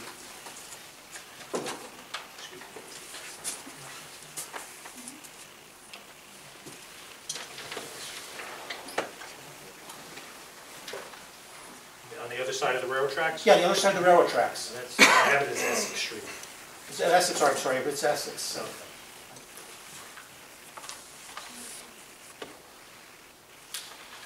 It's over 100 feet. 100 feet, all right. To the far side, to the residences on the opposite sides, actually it's about 70 feet to the 70 curb feet, all line. right. All right. Well, the reason I'm asking this question is hypothetically, suppose there's a fire on the western side of your building, and our fire department needs to get its ladders up to that site. Now, the building is 70 feet. You're saying it's 70 feet horizontally, so you're looking at, again, quick Pythagorean theorem calculation here, you're looking at nearly 100 feet from where the fire trucks would be parked on Essex Street if they had to raise their ladders to get to the rooftop. I would object to the form of the question because the question by Mr. Sheldon, respectfully, Mr. Sheldon, takes into account facts that are not in the record, nor are he supported. Well, I just had a question. Would the fire department be able to fight a fire in the back of that building? Yeah, they can run it from both sides. How would they get their ladders there? You're talking over 100 I'm not a feet. fireman, but the ladder extends off the truck 110 feet. And if the street's 70 feet away? Yeah, then you have to add the truck height, and then it goes 110 out. I only know that because when they did. Well, if the street is 70 feet away, that the fire truck would have to park on that 110-foot ladder, ain't gonna do you much good. It's not gonna do you no good. No, he said. But the fire, is it correct, Mr. I don't know if you're the right person to answer this question. Is it correct, Mr. Osterkorn, that the fire department fights these fires usually off-site, they don't go on-site, correct? Yes. And they'll fight them for whatever existing fire hydrants are existing, correct? That's correct. Are you aware of any comments from anyone in the municipality, for the fire department or the police department, that raises a safety issue about anything that we discussed? None, not one word. What would happen in the case that the railroad prohibit access to that side of the building? Because we don't know what the future of that railroad is. Mr. Conti, I understand what you're saying. I'm just telling you that if you had participated in the exhaustive reviews that we've had of this project well done by your consultant. Everything's been, and I asked again, is there any comments from the police department, the fire department, public safety, anything? We've not received a comment. So, We have to rely on this special right, that's person. it. And based upon my experience, if they had a problem, we would have heard that. Mr. Di Lorenzo, has the fire department reviewed these plans? Yeah, they responded. Said the You fire have- you have department, an Mr. official Sheldon, has response? reviewed it and they don't have a All right, problem. well, you, Mr. Reno, you just asked Mr. Di Lorenzo if the fire department has reviewed. Do you have an official statement from them saying that as far as they can assess this project, that they can handle things, that we wouldn't need to purchase new truck equipment? Can we put that in the, if this application is approved, can we put that in there, Mr. Di Lorenzo, something from the Yes, fire department? they would review it anyway, it would come to me for building permits.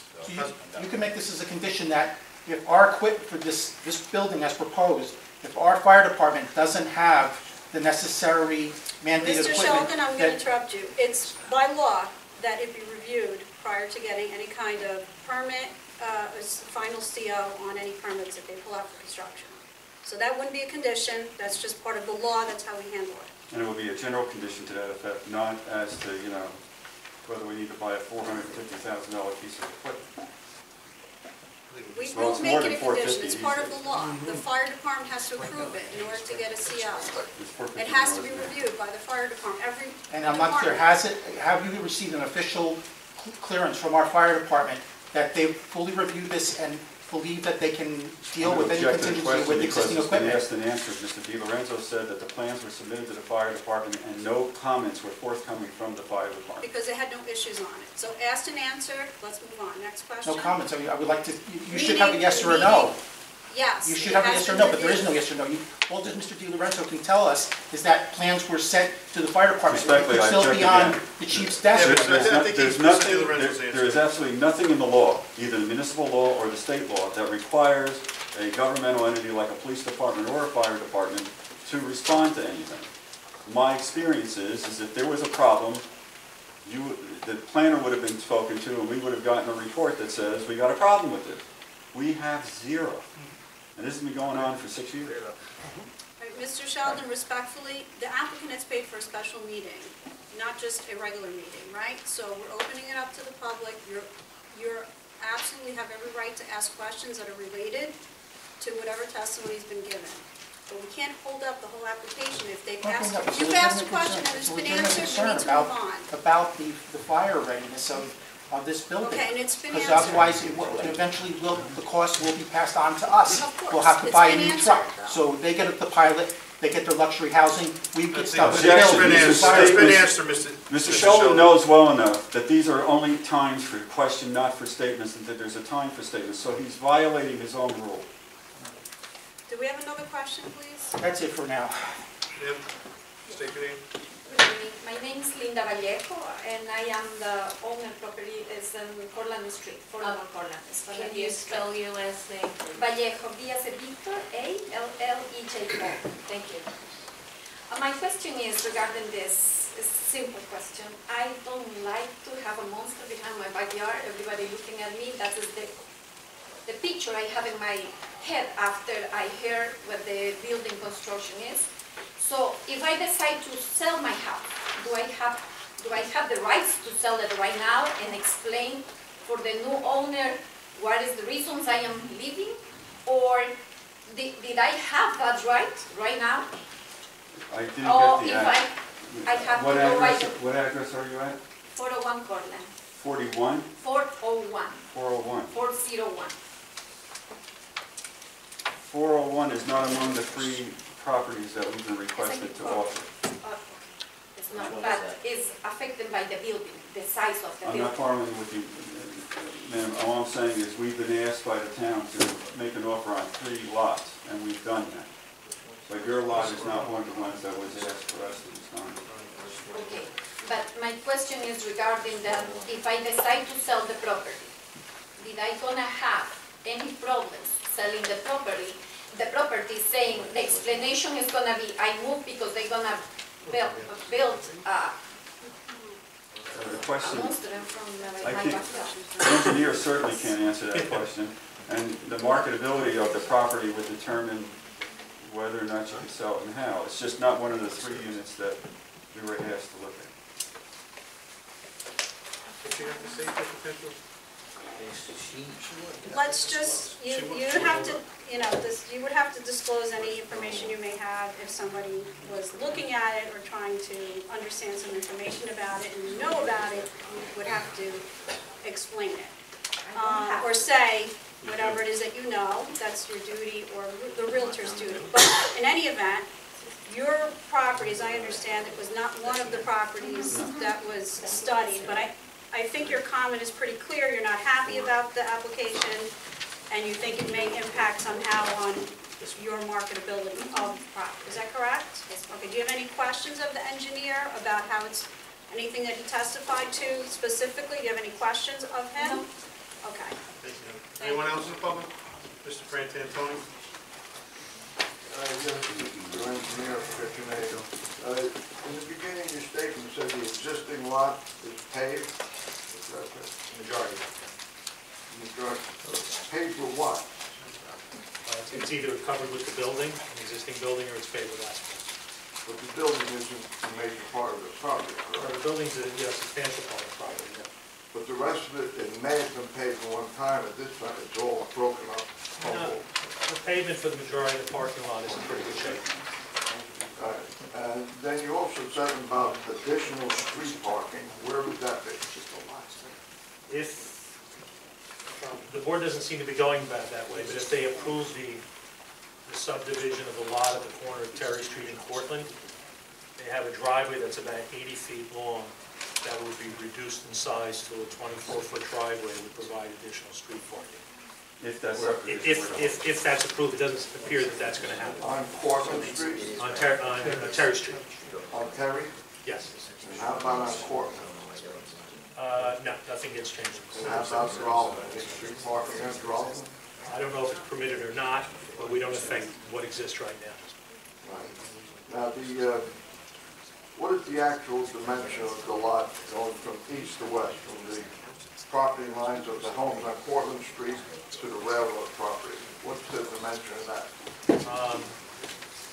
It's 204 feet along Gerallen. No, I'm asking from the East to west? east to west, from the back property line of the homes on Cortlandt Street to the railroad property. It's approximately 104 feet. Right. I've got about 8 inches of paperwork. All my documents I've been at previous meeting said 76 feet. What are you measuring? That's what it is.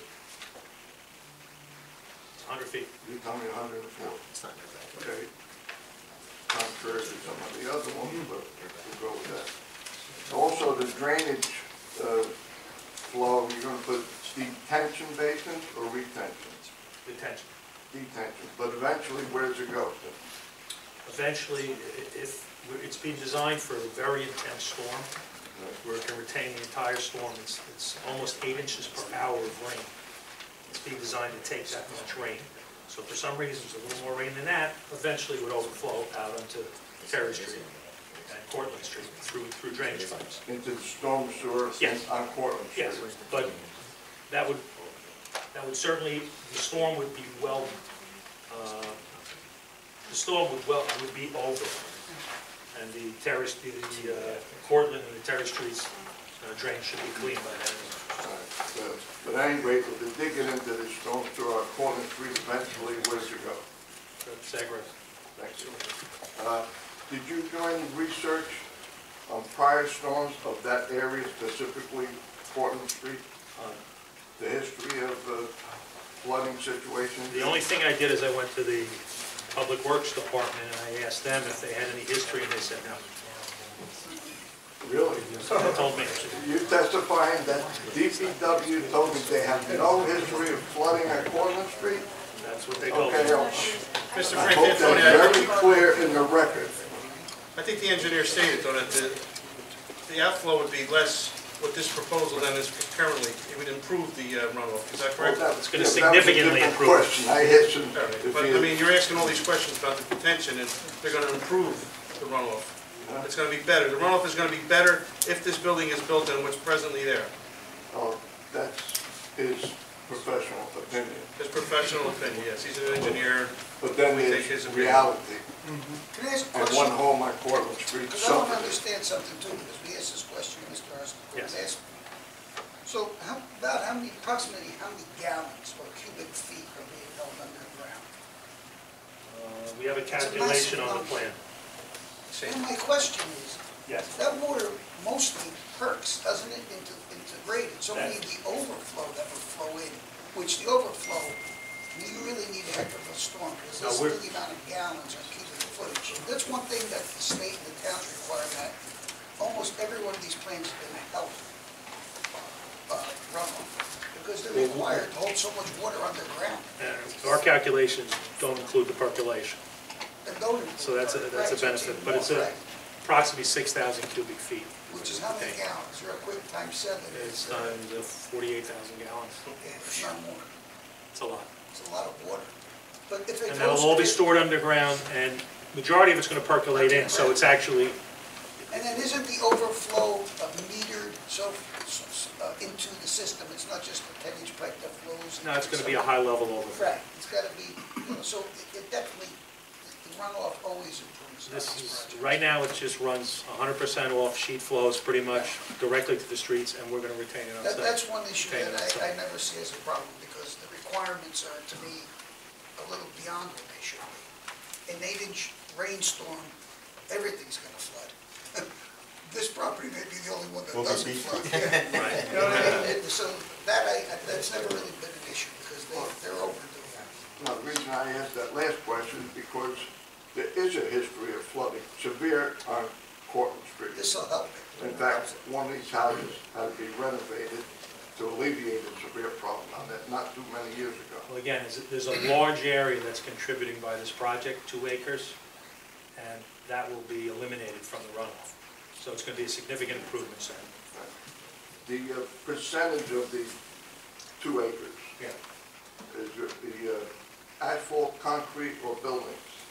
How much, what is that percentage? There's approximately 15,000 square feet of green space, 13 and change, depending on if we do the subdivision or not. And the remaining will be driveway and building. Yes. Where's that 15,000 square feet of green space? Around the entire building, around the perimeters. Well, then that brings my next one. You said there's terrace between the railroad and the parking garage. I think you said 15 feet or 10 feet? The building is 10 Discussing the terrace. 10 feet off. Yeah. And what kind of surface will that terrace be? Grass? No, it's going to be like an open porch area. If it wasn't there, if we eliminated that, there would be asphalt below it, so it doesn't matter. It's still going to be impervious. Well, what kind of material? The architect will testify exactly what the porch is being made out of. It's going to be impervious material. Well, I'm confused. So now you're saying a porch. We're talking about from the parking garage is grade level, correct? Yeah, the parking garage, yeah, the parking lot itself is below grade. Yeah. All right, so from that parking garage to the railroad, in a previous question, you said it was originally an open space, but then you're going to create a terrace. No, I didn't say that. Well, what is it going to be in that area? It's going to be a terrace going over the parking lot. So it's covering an existing proposed impervious area, so it's the same amount. So it won't be on the same grade as the parking? No, it'll be on a higher level. Can I ask you a question to And that too? underneath Because it'll be... before you mentioned the 10-foot wall, at what height or what elevation on the parking lot on the railroad side will that terrace be? On grade, a few feet above It'll grade? be a few feet above. A few feet above grade, there'll be a terrace along the railroad, which will, underneath that terrace will be the parking garage. So, and the terrace is going to be used by the tenants? I guess it can be accessed by the tenants. All right, so then it goes, then there is no 10-foot setback. If The they're building using is that set back, area well, that- as something, whether it be a deck or terrace or whatever you want to call it, then there is no 10-foot setback. That was It's being- suggested by our planner, Yeah. that they agreed to. That our planner suggested that. They did not propose that. All right, so then Our planner thought that the was... setback is 0, Right, not as according to our planner. Right. And then finally, I don't know if you should answer this, the reason I'm bringing it up now, because the attorney brought it up, said the town wanted the developer to offer to buy 3 properties. Can we know what 3 properties they were? Yes, I thought I identified it, but I'll be glad to do that for you, Mr. Trentantoni. It is, bear with me 1 second. It is 391 Cortlandt, which is block 8902, lot 7. 387 Cortlandt, which is block 8, same block 8902 and lot 8. And 383 Cortlandt, which is block 8902, lot 9. Thank you. You're very welcome. Anybody else in the public? No? Yeah? Michelle, would you like 5 or 10 minutes? Ben? He's done. He's done. Oh, I told her. All right, if we're done with this witness, we're going to take a short 10-minute break. I've seen her go for 3.5 hours. Yeah. Thank you. Thank you, Mr. Chairman. Our next witness is Joseph Steiger, who's our traffic engineer. He's willing to tell you simply that everything's okay and then sit down, but that's up to you guys. I'm good with that. Please raise your right hand. Do you swear to tell the truth, the whole truth, and nothing but the truth to help you God? Yes, I do. Please state your name and spell your last name. Joseph Steiger, S-T-A-I-G-A-R. Mr. Steiger, would you state your credentials for the board, please? Yes, I have a Bachelor of Science and Master of Science degree in Civil Engineering from the New Jersey Institute of Technology. I also have been an adjunct professor of traffic engineering at NJIT. I have a engineer's license in the state of New Jersey as well as other states in the Northeast, and a professional planner's license, which I'm not here as a planner, but I'll be here as a traffic engineer. And I think last time I was here, I said I hadn't been before this board in a long time. It was only a couple weeks ago. We'll accept your witness as an engineer. Thank you. Mr. Steiger, would you discuss kindly with the board the traffic engineering aspects of this application, please? Yes, we have prepared traffic impact study, basically analyzing existing conditions, the assessment of what the impact would be on proposed conditions, and then working hand in hand with the site engineer and architect in a safe and efficient site layout. Traffic counts, we took inventory of existing conditions in the area by taking traffic counts during the peak hours, as well as studying the roadways in terms of what the geometries are and what the traffic control devices are on the roadway network that surrounds the site. We did take traffic counts on Wednesday, it's October 23rd, and we took them at the intersections of Geralman and Cortlandt Street and Cortlandt Street and Terry Street. Peak hours that we studied were the typical 7 to 9, 4:30 to 6:30. Which is typically the rush hours that the roadways are experiencing their highest levels. And for residential development, that's the peak hour that a residential development will generate its peak volumes. Right now, the intersections work fairly well. The intersection of Geralman and Cortlandt works at level service D or better. As in grade school, levels of service range from A through F. So during the peak hour, we're either D or better, which is typically an acceptable level of service. Cortlandt and Terry Street works better, where it has lesser volume of traffic and operates at level service A. So we're in that very, very good range. Secondarily, we projected the amount of traffic that the 115 units would generate. We use the ITE, the Institute of Transportation Engineers Trip Generation Manual. That's also the Bible in our field of traffic engineering. That's what your DOT uses, the county, and your traffic engineer use for projecting future volumes. During the peak hours, we will have generate 115 units. Will generate 40 trips during the morning peak hour. It's an hourly rate, and in the evening peak hour, 50 trips per hour. And I'll beat to the punch.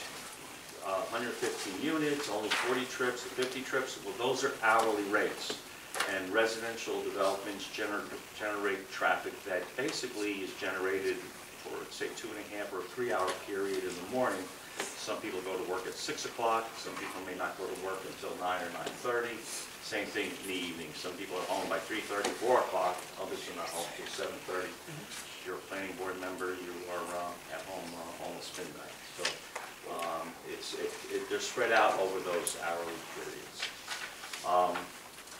When we superimpose that traffic, in addition to, we took the potential for growth rates of other developments in the area that may generate traffic into the area. We put a growth rate on top of that too. The DOT has historical data that we use for these types of roadways in Essex County.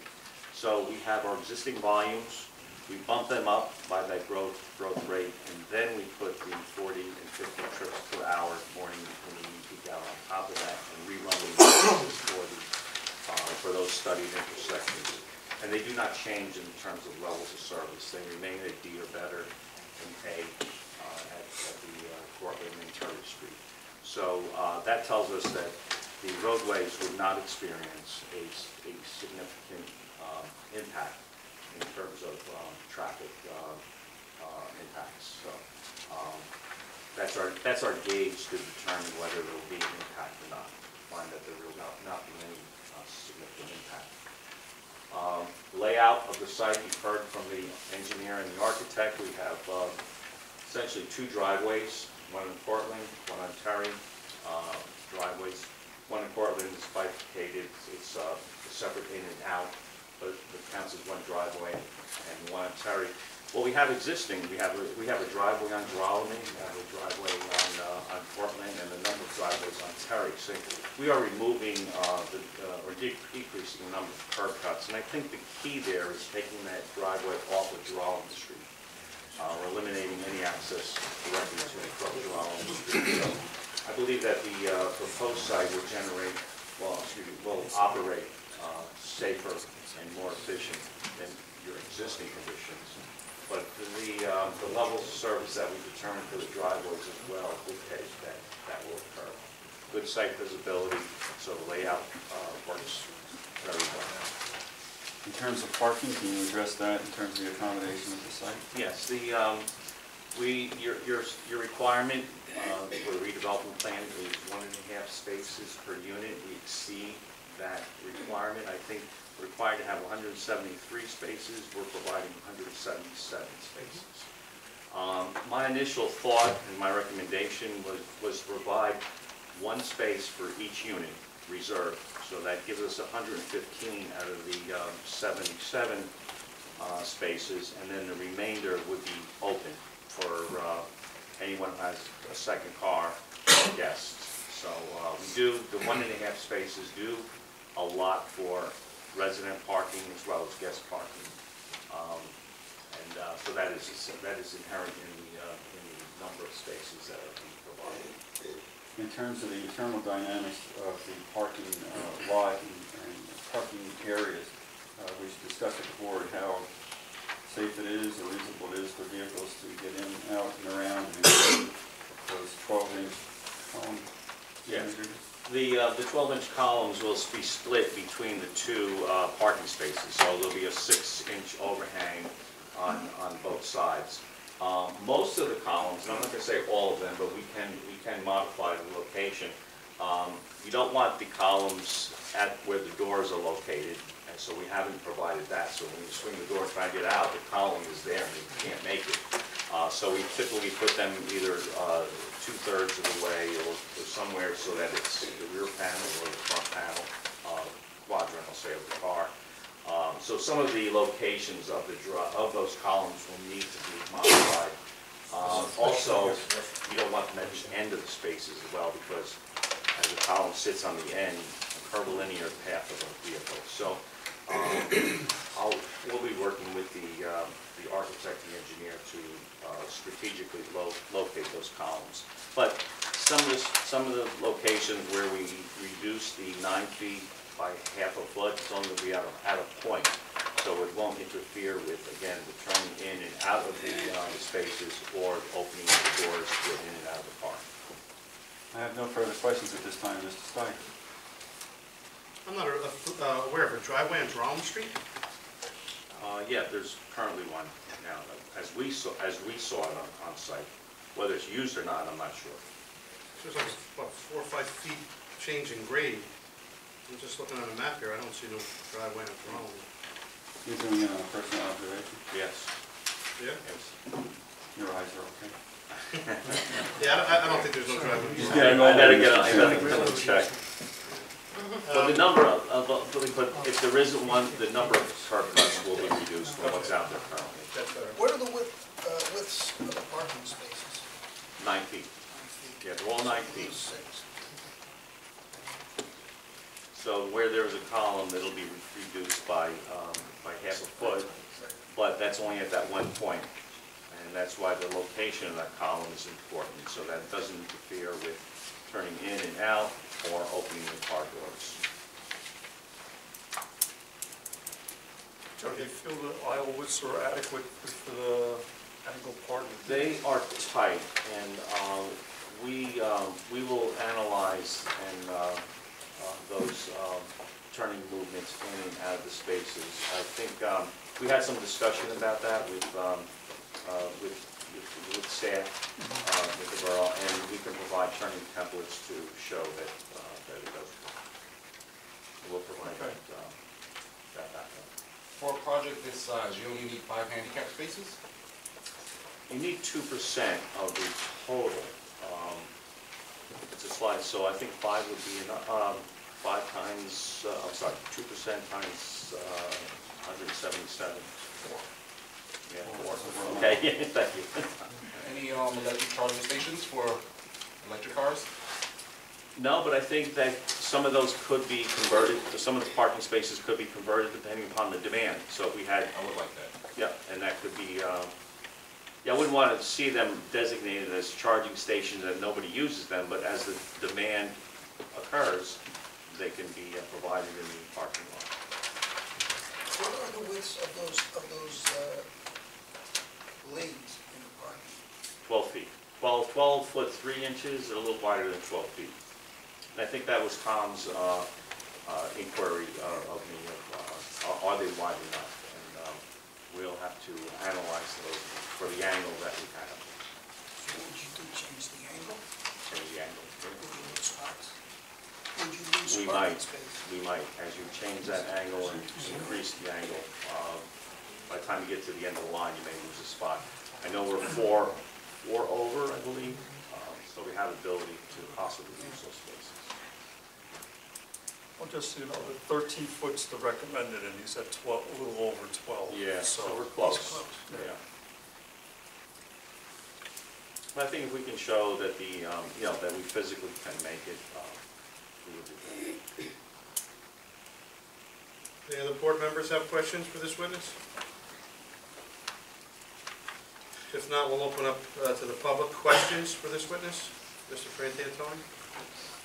Just one question, the traffic man said that there will be traffic problems, people that will leave at various hours in the morning. No, I kind of thought that I would get the question, because I typically do get that question. 115 units, you're only generating 40 or 50 cars an hour. How does that logically make sense? And the reason being is that those are hourly rates. That's 40 trips per hour. And typically 2.5 or 3 hour period when the majority of residents leave for work in the morning or come back. So times 2.5 is the total number of vehicles that may coming in and out in a rush hour period. In a rush hour. But then on the same token, wouldn't, I mean, these are young professionals and all, the weekend they like to go out, won't they be coming home at various hours of the evening and early morning? Yeah, and that's what I'm saying. It's not like an office use where the bell rings and everybody runs out in the parking lot and leaves all of them at one time. They're coming in at a much elongated time period, so the intensity is that much decreased. Thank you. Anybody else in the public? Not? We now have our cleanup hitter, Mr. Stiles. Save the best for last. Yes. Well, that's a matter of debate. I've known him,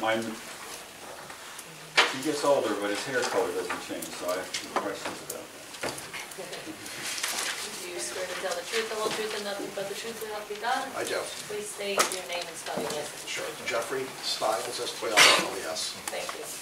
Stiles, would you state your credentials for the board, please? Sure. I hold a bachelor's degree in urban planning from the University of Denver. I've been licensed in the state of New Jersey as a professional planner since 1988, as well as a member of the American Institute of Certified Planners. I've testified extensively throughout New Jersey and many other states, accepted in court, with Superior Court as an expert witness in land use matters, and have represented a number of municipalities as a consultant over the years. And in fact, sit on the Morristown zoning board, so I get the other perspective of it as well. And you've presented testimony to this board in the past, or the zoning board? I believe I have, but it's been a few years. We'll accept your witness as an expert. Thank you. Mr. Stiles, would you be kind enough to discuss planning aspects of this report? Yeah, and I think just as a point of reference, I've had the opportunity to review all the plans and documents submitted in support of the application, and have reviewed both the municipal master plan of 2008 and the redevelopment plan, which was, I think, November 2015 was adopted. And that really supersedes the zoning on this property and provides the framework for what we're proposing here this evening. I've had discussions with the applicant, and all the other witnesses have testified, and I've been here this evening for their testimony, so I'll use some of that for my testimony as well. Just really quickly, background on the property. The property today contains a number of buildings, masonry buildings, industrial storage type buildings that have been there for a number of years, associated with past uses of the property.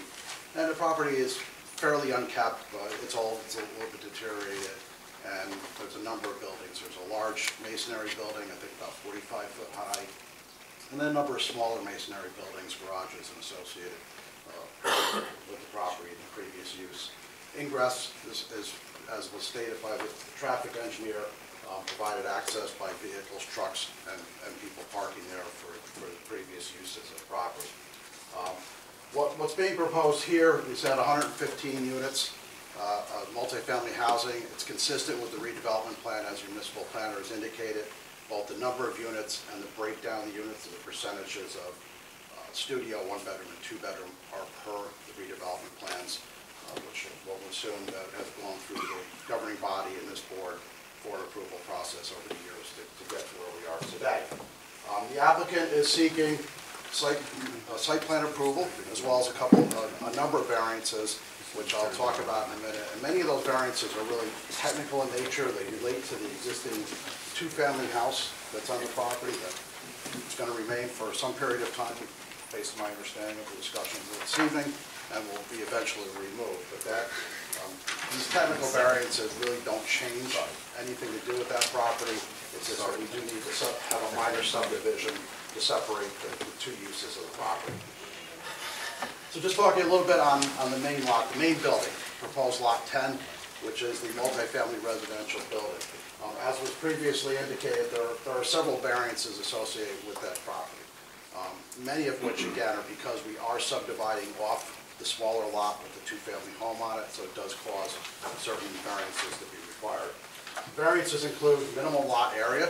The ordinance, or the redevelopment plan, requires 2 acres in lot size. We have 1.98 acres for that lot. We have a frontage on Cortlandt required to be 220 foot. We have 181 feet plus a little bit. And on Terry Street, we're required to have 200 feet. We have 100 foot of frontage. Now envision when the redevelopment plan was drafted, it looked at this property in totality and it said, there's a piece on the road for the main part of the property and the lot that's going to remain with the existing house. So the frontage requirements considered both of those pieces. So when we subdivide those, we lose that benefit. So it's not changing anything out there, not changing what would happen. It's just the way it seems to lay out because of this. We also have an open space, minimum open space variance. We're required to have 15,000 square feet, where once you subdivide it, we have 13,794 square feet remaining with that 115 unit development. As was mentioned earlier, the side yard setback to the railroad property, we have 0 feet setback because of that overhang of the amenity that's being proposed, where 10 foot is required. We have a sign variance when you assigned for the development, the redevelopment ordinance, the redevelopment plan did not contemplate signage because this is a residential zone, so there are no signs like this allowed. So again, technically, we do need a variance for that. Related to Lot 1, which will house the existing two-family home on it, again, that is in the redevelopment plan, so we are required to have 2 acres of property.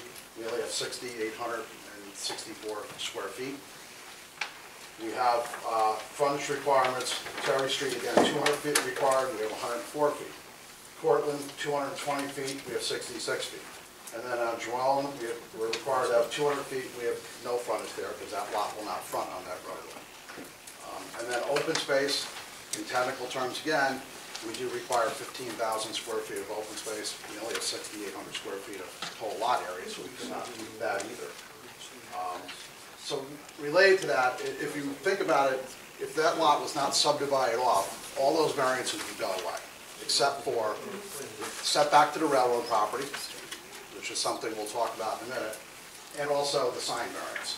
So all of these variances, other than those 2, are being caused by this subdivision to maintain that two-family house, which, if I understand correctly, at some point will go away and become open space.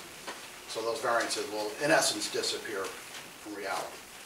So it may sound like a lot of variances, it's really not. So just talking about, as I indicated, we have all these variances are C variances. For the benefit of the public, those are typically known as bulk variances. They're not related to the use of the property, they're not related to the building size. They're related to setback requirements and the like. They are typically considered to be lesser variances under the statute, lesser standard of proof to obtain those variances. So just talking about the variances themselves, I indicated the 0-foot setback to the railroad property was a suggestion based upon a municipal planner to take advantage of some of that space that was available. And keep in mind, that is a railroad property, so it's not like there's going to be housing or some type of development occurring there. It's a narrow strip of land, probably 50 or 66-foot wide right-of-way. So there still is a setback from the adjoining properties on the other side of the railroad. So this is actually a good use of this and takes advantage of that being a railroad and not any future development likely to occur on it. So therefore, what we have there is it's really a better planning alternative to use that space for a recreational amenity or an outdoor space than it would be just to leave it on top of the parking garage unutilized at all. As this board's aware, for an applicant to obtain variances, there's 2 tests. There's the positive criteria test, which is for C variances showing that there's special reasons associated with the deviation that make it a better plan to carry forward. So in essence, if our deviations from the ordinance result in a better alternative, zoning alternative, a better plan for the property, a better plan for the community, or advancing the purposes of municipal land use law, in this case, actually the purposes of your own redevelopment plan. What we're doing here in many of these conditions that we have are to effectuate your redevelopment plan, which has gone through a number of years of thought process trying to get this property redeveloped. We're here before you this evening to do that in a plan that's consistent with what you're looking for, and it's a very credible plan with a development agreement being put in place that ensures that all the requirements are being met.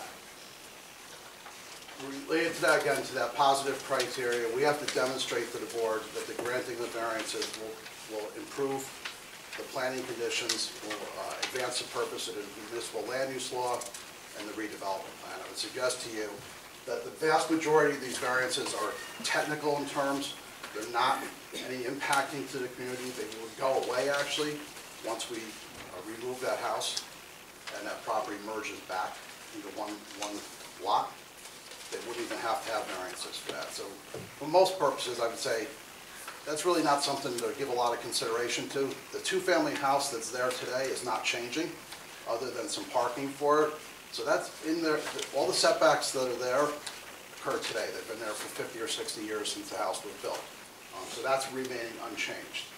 So from that perspective, I would suggest to you that allowing the subdivision to happen to allow the current tenants to remain there, who've been long-term residents of this community, is a positive aspect of the application. It'll be converted to open space at some point in the future, which again is a positive aspect and helps to fulfill the requirements of the redevelopment plan. So I think from that perspective, those criteria, or those variances would meet the positive test criteria. Related to the setback to the railroad property, again, it's a better planning alternative. The municipal planner suggested it. It's a great suggestion. It allows for additional open space or recreational space for the tenants to use in the future on space that would just be not utilized at all and really underutilized from a zoning perspective. So I think from that perspective, that variance also meets the positive criteria test. The second part of a variance requirement is the negative criteria. And that is, the applicant needs to demonstrate to the board's satisfaction that should the variances be granted, there will not be a substantial impairment to the zone plan or zoning scheme, nor will there be a substantial impact to the community as a whole, the surrounding properties as a whole. So again, what we're looking at is the actual variances we're requesting, do they have a significant impact upon the community, or do they have a significant impact upon your zone plan or your zoning scheme? From my perspective, and having looked at it, one of the things I look at with understanding whether it be a significant impact upon the community or the neighborhood is, is there additional traffic? Is there additional noise? Is there additional fumes from some type of processing facility?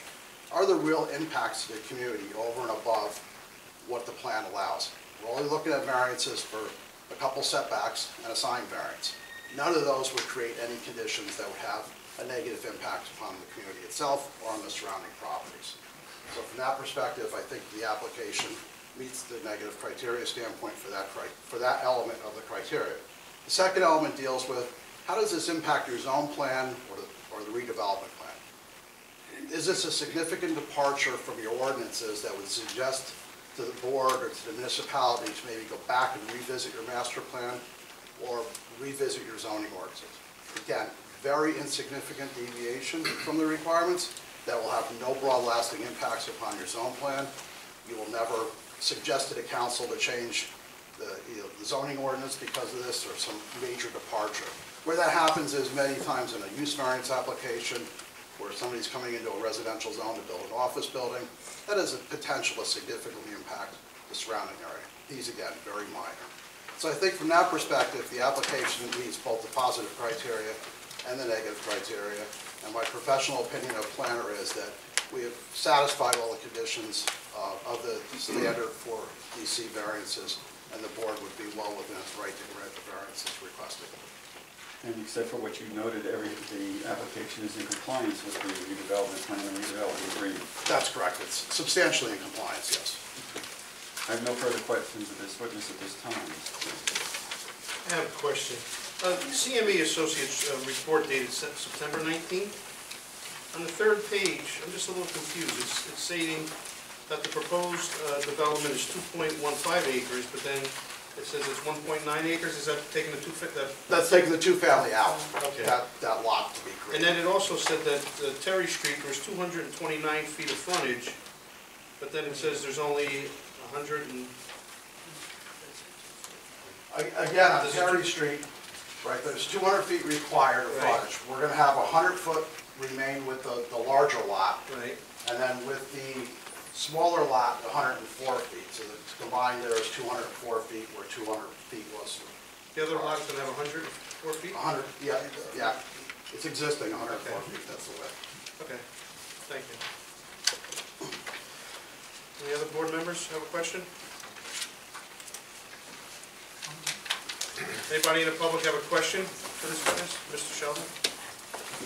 Good evening again, Michael Sheldon, 47 Lloyd Street. Mr. Stiles, since you are the project's planner, did you do any calculations anticipating the number of school-aged children this project may contribute to the Belleville school system? I did. And what is, can you please tell us? Let me explain what I did for that. And the board may be familiar with this. The Rutgers University Blaustein School Center for Urban Policy Research puts out a fiscal impact handbook, which is known as the Bible for fiscal impact analysis. I think the last revision was 2017. According to them, July 2018. Okay, 2018. My version is 2017, so it may be slightly off. So let me just run through the numbers. And what that handbook goes through a lot of different process and a lot of different ways of evaluating development's impact upon a municipality. It talks about public services, it talks about all types of things. But one of the things it's used for a lot is to determine total number of residents and total number of school-age children. And how is that derived? They do a tremendous amount of studies looking at different developments by housing type, in this case apartments, and they come up with averages regionally and nationally for the number of children created by different bedroom counts as well as the number of total residents. So I took those multipliers and I applied them to this development. So, under total household size, a one-bedroom unit averages 1.719 persons per one-bedroom unit. A two-bedroom is 2.516 persons. For school-age children, a one-bedroom has 0.036 school-age children per unit. And a two-bedroom has 0.232 school-age children per unit. So calculating through, and what I did, I was extremely conservative. I said the studio would be the same as a one-bedroom because they didn't factor studios. And I always rounded up. If it 1/10 over, I said, no, go to the next whole number. I never rounded down. So utilizing those numbers, the 4 studios create a total of 7 residents and 1 school-age child.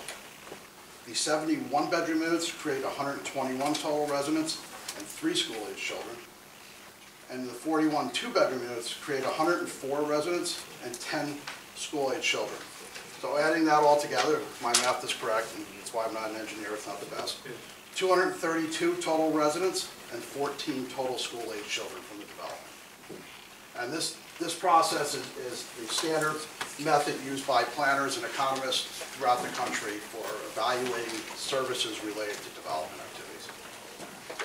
I thank you for that. I was also toying with the calculation because you probably were looking at the same table that the Rutgers study had. Really what it all ultimately boils down to is whether this housing project is considered luxury or low and moderate income as was originally envisioned when the pilot was awarded for this. So yeah, I would like, for the record, is this going to be all luxury housing de facto? Or I think the attorney stated that it would meet any COA obligations that the state and the town requires, will meet it.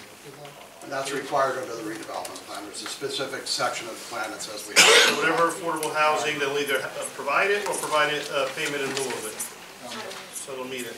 Because when I did my conservative estimates, instead of 14 children, I was getting closer to 30, almost double that number, which is consistent with some of the studies that the Board of Education's demographer, Whitehall Associates. Mr. Sheldon, respectfully, I'm going to have to I know, I can't, I'm not an expert, I can't offer this. No. Maybe in the closing comments, I'll save it for the comments, a closing testimony. But I'm just saying, I appreciate Mr. Stiles' attention to this all-important factor with this project, but I have difficulty accepting his number of 14. I'll say more about that later on.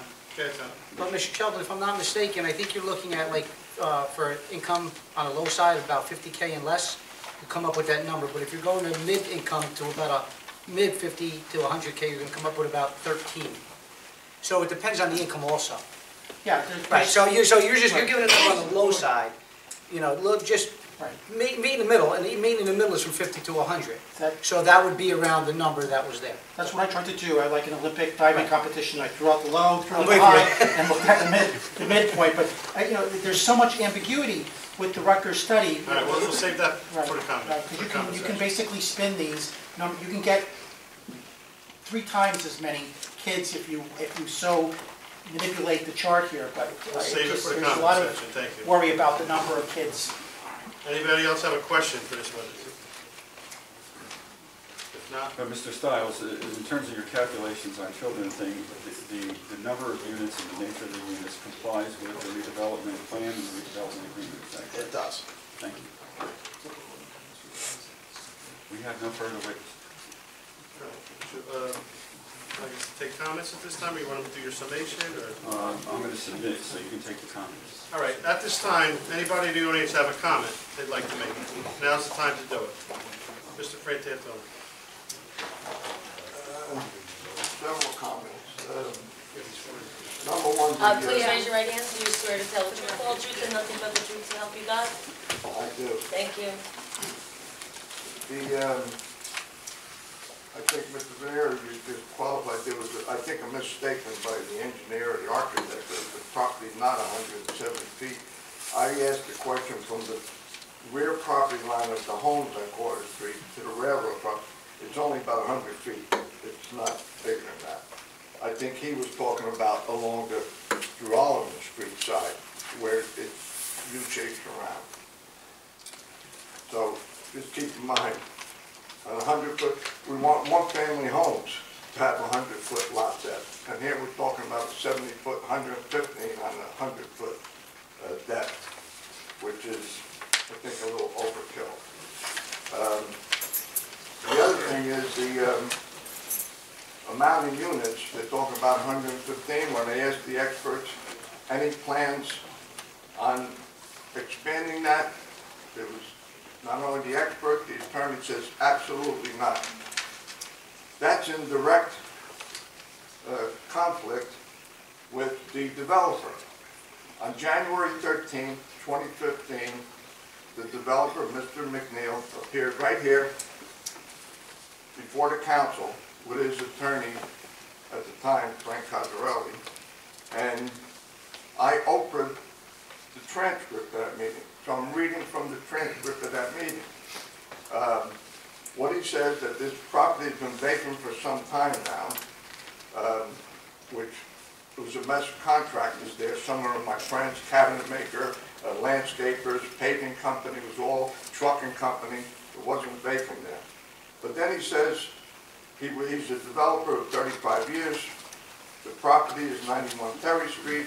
He would like to build 158 units. That's from Mr. McNeil.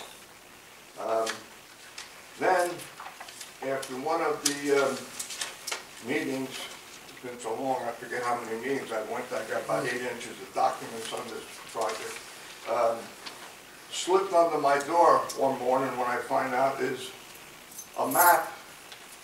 I should have made a copy. There was a post-it on it that says, here is what they really want. So I'll give you this, what they want. This is, the black is what they're presented to you here. But they really want to take all them homes on Cortlandt Street. So this application is for 115 units. They can't change that. 150. 100. 150, he said. That's what I said. That's what he said. He said 400. 115. For 115. For 100. Yeah, it's for 115 units. You take that? You can't change. Go down. He was smiling over here. It's for 115 units. They can't change that. They have to go through Yeah, the whole but process over we just again. had a public hearing, and I questioned it, and the comments were made, they do not plan to expand it. All right? But I'm showing you documentation that they do. Well, it's not And part of this then- application. Then they claim it's a non-condemnation area. This is the developer's agreement. In the developer's agreement on page 5, it is not contemplated that the township will need to acquire any property by eminent domain. Then it goes on to the extent that the redeveloper is unable to get any easements or other rights remaining on properties, the redeveloper may request that the township exercise its power of eminent domain. That's in the developer's agreement. So these are facts that you people have to know on what's going on. You need to know the truth before you make a decision. So these people who live there are in danger of losing their property. Number one, and I go back to the 80s when they blighted Washington Avenue. Yeah, I gotta disagree with you there, Mr. Frantantoni. Eminent domain is not part of this application. If it was part of the application, then they'd have to state it. The developer's But which year? agreement is Which part year? of this application. That's a current developer's agreement? Yes. We will agree that the applicant, excuse me, Mr. Frantantoni, will, as a condition, will not pursue any eminent domain proceedings as a condition of this approval. The other thing is that what Mr. Frantantoni talks about in 2015 has changed because of a myriad of meetings with everybody involved in this. And the redevelopment agreement itself says, that's it, we can't do any more. If we come in for a half a unit more, we have to come back before you to get an approval. We can't have it. What document is he reading from that indicates some eminent It domain? might have been, it is not uncommon in the redevelopment agreement to have something in there that says, in the event that you need more space or do something, that you can go to the town and request that they exercise eminent domain. Two things. One is, that doesn't mean that the town's going to agree to do it. Number two, here, we're going to withdraw that as a condition. We will not, we want 115 units, that's all we want, period, end of statement. And whatever, and I agree, if the applicant was making that statement in 2015, it's before all the communications and he got educated as to what the town wants, and he said, okay, I'll go along with it, we'll do 115. So I'm not following that Mr. Frantantoni isn't reading the transcript accurately, I don't know. But this is it, it's 115. There's no more cars in the deck. They don't need to acquire any land to complete No, this we project. don't. We don't want any more land. Well, they also testified this evening that there's 3 other properties that the town asked them to try to acquire. I mean, that's in tonight's testimony, not past Without history. eminent domain, though. But no, but also, when the town asked us to acquire those as an accommodation to those residents, and we've made an affirmative statement, and it'll be a condition, I would suggest, of the approval, that we will not use that land to increase or intensify the lot. If we acquire it, it's because of the accommodation to those residents to help them out. That's it. There's no other purpose for it. Well, you'll see, and again, by that map, I don't know who gave it to me, but somebody got inside information, but it came with that highlight area. If they acquire, and then if you do the scale drawings, which I'm able to do, if you look at that yellow area and divide the amount of square footage that they built 115 units, it comes to just about the 158 units that he originally wanted back in 2015. It's not part of this application. It's not part of the redevelopment plan. So, Mr. Frantantoni, it's outside of the area, which means it's not even in the zoning, so they can't. They'd have to come back and start all over, right? Look, right now, I mean, you know, you could do all these laws and all these regulations, all these approvals. The council has 2 right now, problems, people have been approved with restrictions, and they don't give a damn. They do whatever they want. So now they come back, oh my God, now we're going to have to look at them. They violated their conditions of this thing. There's 2 right now that are brought up at town meetings. I'm going to respectfully object to what Mr. Frantantoni is saying, to cast any aspersions on this applicant because of something someone else does. You know, someone might be speeding down the street, doesn't mean all the rest of us are going to be doing. And I understand Mr. Frantantoni's concern, but none of it is relevant here because what we presented to the board is within the 4 corners of the application and the redevelopment plan. The traffic engineer, and I agree with you. People might be leaving 6 o'clock in the morning, 7 o'clock in the morning, and by the same token, they'll be coming back. So what it means to those residents that live on Portland Street is this is traffic in and out all day long. And with some of these young yuppies, you know, these lovely mufflers they got, can you imagine them coming in an enclosed area down and echoing while you're trying to sleep? Some people go to work. I think it'd be quieter than the trucks that are presently there, but that's just my opinion. The trucks just got up and left at one time, and that was it. This is all day long, at all hours. It's not one time, and then they got all those trucks, and you're in that business, they all get back 3, 5 o'clock, and that's it. And they're parked all night, and nice and quiet. I never heard those trucks make noise at night. Wow. The other one is the children in the schools. I get several trade magazines. This is the National Association of Home Builders report. Owner-occupied units have fewer children than renter-occupied units. They have found that there are 45.6 children per 100 owner-occupied units compared to 49.6 of renter-occupied units. And then it goes on to say, because rent, when you buy, you stay there for a long period of time. So if you have kids, they go to school. 5, 6, 10, 12 years the most, and then they sit there like I sit there now for the last 30 years, got no kids in the school system. Renters move. So yes, the experts say, well, they're only going to have X amount of kids, but 3 years later, they move out, nothing. renter comes in. So we always have these children, so it's not a fix. So rental units create more children over the long term than owner-occupied units. The other thing, which is, I think you all, I don't know if you can see that picture, the Edgewater fire, all right? Even though the apartment complex was equipped with sprinklers, the place literally burned to the ground and the residents lost everything. Luckily, that was in the afternoon when everybody was working. But then a year later, my wife and I were traveling in Maplewood, the same lightweight construction burnt, under construction and burnt down there. And what a mess that was. Do we want to put our people in this lightweight construction on a 100-foot lot between other residential properties and a railroad? And you're right when you said that 100-foot ladder is not going to go over a railroad track and project like that. It's meant to go up, you know, and to some extent on that, but it's not going to go over 100 feet to get to a 70-foot building. And the firemen, there was a bill introduced in Trenton which is still languishing to prohibit this kind of construction. But the politicians, I guess, are having lunch with the developers, and so far they haven't passed it out. But this pedestal construction, which I asked the gentleman if that's the type of construction agrees, those are parking garages with residential built above them. Firefighters testified that pedestals make it harder to reach flames and could put residents on upper levels out of reach of first responders. And that's if you got a building like proposed on Washington Avenue, right up to the sidewalk. This is behind homes and 100 feet away from Valley Street. So look at what you're contemplating improving here. A possible death trap is one life worth approving this unit for money.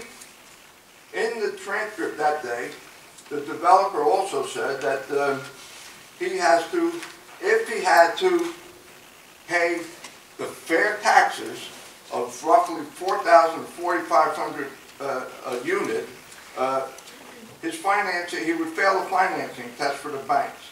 A bank will not loan on that. So if a bank thinks it's not a viable project, you know, so what he's doing, asking me and every one of you and all the Belleville taxpayers to pay part of his taxes, while he's making millions. In the developer's agreement, you know, the profit he's going to make, I can't think it through all now, is millions. Oh, well, I'm going to object because I don't believe that there's anything in the developer's agreement that talks about the profit that is going to be made out of the project. And I know that we give Mr. Frantantoni a great deal of latitude. I respect him for that. But a lot of the statements here are unsupported by anything that would contradict the expert testimony that's been presented to this board. And I would admonish or request that Mr. Frantantoni be careful in his characterizations of what the applicant is doing and what he intends to do. I'm not reading from some notes I made last night. I'm reading from the transcript of where Mr. McNeil testified. I'm reading from his statements on the opener that I paid 4 years ago. And what's relevant to this application is what is presented to this board within the four corners of the application and the redevelopment agreement. What Mr. Frantantoni might be correctly stating goes back 4 years with whatever the developer was thinking at that time. He's been educated. We've had multiple discussions with people in the town, and he's agreed to the recommendations of the plan. Yeah, please tell me about this. Okay, well, they've had a couple hours here to do, and then you're trying to hold me down in a few minutes. But this is not a good project for a contained area like that. Jammed in a 100-foot piece of property between existing residential homes, which are only 25 to 30 feet high, and the railroad track, which you can't get access to. And there's no driveway, by the way, on Geralman Street. That's the access alongside the railroad track in there. It's a question. And we're going to have children in the school. And even if it's at the minimum, where do these children play? Downstairs? In the parking lot? You know, it's not a good application. And please, you know, if it was on fronting a street somewhere, the whole thing fronting a street, maybe. But this overdevelopment, and I could read you all kinds of articles, this residential construction boom is on a bubble. I just read it to the council this meeting. All these investors, it's going to break it sometime because it's going to be hard to find people who can afford $2,500 for a two-bedroom apartment. And then we're going to get stuck with like all the other Branchwood Gardens, Mr. Veneri, you a long time. Remember that was garden apartments? There was 2 doctors I did work for in there. There was a dentist in there. What happened in Branchwood Gardens? I think this is a different beast here. Well, down the road, they all look good in the beginning, but when you overbuild, and especially this, and I keep it right there, it's jammed into that 100-foot smack of land. And when one person dies in there, it'll be on your conscience. So I respectfully ask you, this is not a good project for that area. Thank you. Anybody else in the public? Mr. Mattingly? Jeff Mattingly, 56 Walnut Street. Oh, please, raise your hand. Do you swear to tell the truth, the whole truth, and nothing but the truth to help you God? I do. Thank you. You know, from what I can see so far, it looks like a beautiful project. It's like something like Mr. Frantantoni says. In a better location, this would be a reasonably good project. And I'm for, residential where it has the accesses and abilities that this is not a good location. This is located between an industrial railroad siding, one set of tracks. It's not a two-way, it's an industrial siding. All along that siding were businesses historically.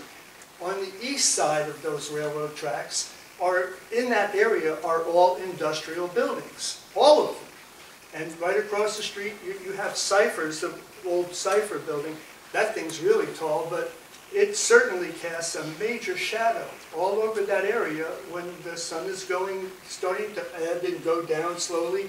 This is major in terms of 70 feet tall and what that's going to mean to the people, certainly on that side of Cortland. It's going to be night and day, and I mean night.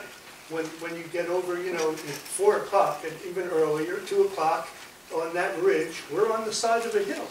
So they're on the low side of the hill with a 70-foot building behind them in their backyards. And so what is that going to do to the property values there? It's certainly going to radically affect them. Now, once again, this is another pilot-funded mechanism that is the only promise of pilots is what's driving it. If this had to go before private funding without a pilot, it wouldn't stand a chance. We're seeing one after another of these projects go down to private funding. It simply doesn't happen. Banks are not going to get behind it, especially in the density in the area that we live and where we're at. This is not, Montclair or Bloomfield. This is Belleville. That's not the Hudson River, that's the Passaic River. And so when you get right down to it, the pilot funding, the promise of private money being supported by taxpayer money, that's what's driving this project. And without it, you wouldn't have it. Your plan would die right then and there. Now also, the fire. This is a major consideration. And as you may well know, certainly those of us who are very familiar with Belleville, Bill Hands, our fire inspector, retired. He's gone. I have lots of friends in the fire department, lots. And I can tell you, there's concern over this building because access for police and fire has always been a challenge to the professionals and first responders of Belleville. Always. Police and fire, proper code enforcement has always been an issue there. And that building was inhabited almost 100%. The railroad side of where the continent maker was, the other side has been abandoned a long time because they ripped all the piping out of it. I mean, this is what happens when you're not looking and you're not minding the store. Now, when you're talking about continued certificates of occupancy, when people are changing hands and having apartments that potentially could house people and have kids, like the creative ways with which people find ways to get kids in there, people in there that are exceeding the square living footages, that's going to happen. And this is going to be one of those examples where a CCO is going to require a lot of response from the township and maybe even the board with kids in the school that might definitely exceed if they're not looked after carefully. It's a major consideration. Historic flooding. This is industrial property. My business has been in Belleville since 1988. I would come in the morning and I would leave late because I'm a self-employed businessman. You know how it is when you're self-employed. You long hours, 12-hour days are commonplace. 6 days a week are commonplace with 12-hour days. That's how you build a business when you're a guy, you know, with a couple of, you know, not a fortune, you know, 500. Right? And that's how it is. And so I would come in the morning and go out at night. And on more than one occasion, I guess maybe a half a dozen times, that corner floods out severely. And any detention area is not going to overwhelm it when we're looking at 235-pound, 36-inch manholes that get blown off of their seats on Little Street. And I don't know about Jerome, I don't know, but on Little, they blow right off. And then they become geysers, and this is the sort of pressure. This plan, I think, is going to improve it. Well, but not when you're talking about the development west of us. It's all coming to the Passaic River. That's where storm drains go on this side of the Watchung Mountains. They all come down to the Passaic River. So when they get pressurized, which happens regularly in Belleville, I come down Belleville Avenue. I mean, many times manhole covers have been blown off and they turn into geysers. People hit them with their tires and boom, you're now dead in the water. The car dies right there and you're going to get towed out until the water goes down and you're stuck. And so overdevelopment has created this. And no detention with 40,000 gallons is going to, we're talking major water that's rushing at the speed of heat. It's definitely accumulates to that. And that corner floods out severely. And when it does, we have residents who go out and put down cones. That's the main access to this property. I mean, why are we considering putting residential in industrial property which pays taxes to the taxpayers, that doesn't put kids in the school? We have to even, in my building, 14,000 square foot building, we have to, our own garbage, our own recycling, the town doesn't pick up anything. They supply fire and police, as they do for every square foot in Belleville. So it's not a matter of what's driving it. Everybody gets police and fire, and everybody pays for it. But as for paying for kids in the schools, building schools, you know, putting in more teachers and administrators and all those things, it gets very expensive, none of which does pilot funding address. Zero. That result lands on the taxpayers. You people are here to consider, is this a good thing for Belleville? And now certainly we... If you would, Mr. Manning, I'm going to object because a lot of, and with all due respect, Mr. Manning, a lot of what Mr. Madigan was talking about is what was the subject of the public hearings related to the redevelopment plan and the redevelopment agreement and the pilot plan and all those. Those were public forums at which time residents of the community or the state of New Jersey could come in and say, this is not good for the following reason. All those were considered by the governing body are beyond the scope of the jurisdiction of this board and have already been determined and made into law. I understand what you're saying. That's not what this board can't change that. You commented on the redevelopment plan and on the redevelopment, any of those things within the statute. But that's not what's before this board now. Excuse me. Sure. The fact of the matter is that they are considering this, and the okaying of this site plan and approval of it is going to put how many kids in? How many two-bedrooms? But respectfully, Mr. Mattingly, that was the determination and the issue before the governing body when they did the redevelopment plan. And it happens every time, and now they, you know, on Franklin Avenue, it just doubled. If I could just finish my sentence. It is not before this board now. I mean, what's before this board... We understand our role. Okay. Mrs. Comment, Mr. Mattingly, would just please try to wrap it up, it's getting late.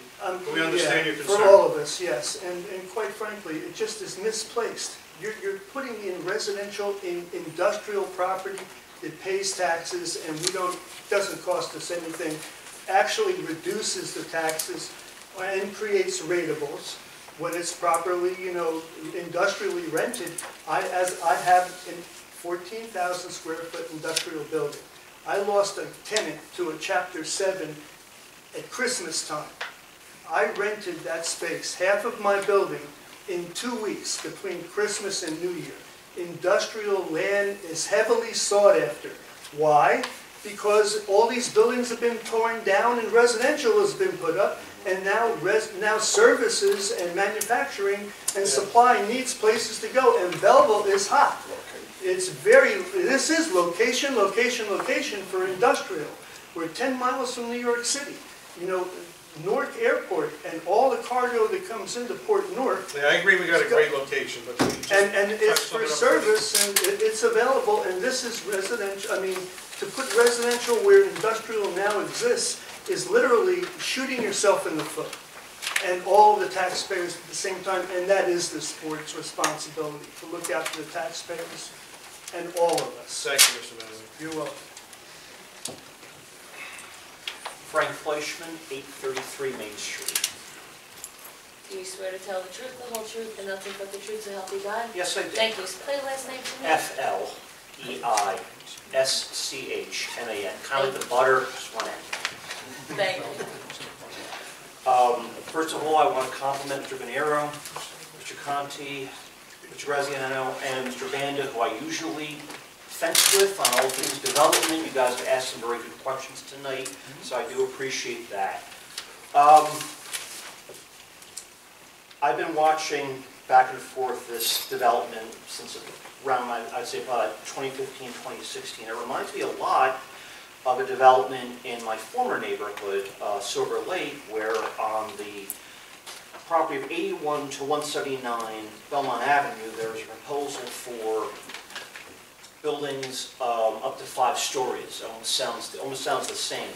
And I feel almost the same way about this development as I did at that. It just doesn't fit. It doesn't see it. It's the proverbial round peg in the square hole. It just doesn't seem to fit very well. I feel very bad for the neighbors, that sort of thing. How they're going to deal with this.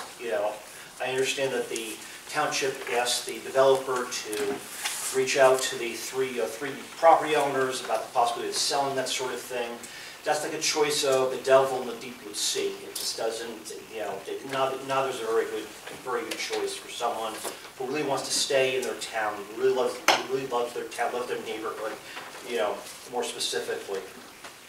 As far as about fire and public safety is concerned, everybody brought up some very good points.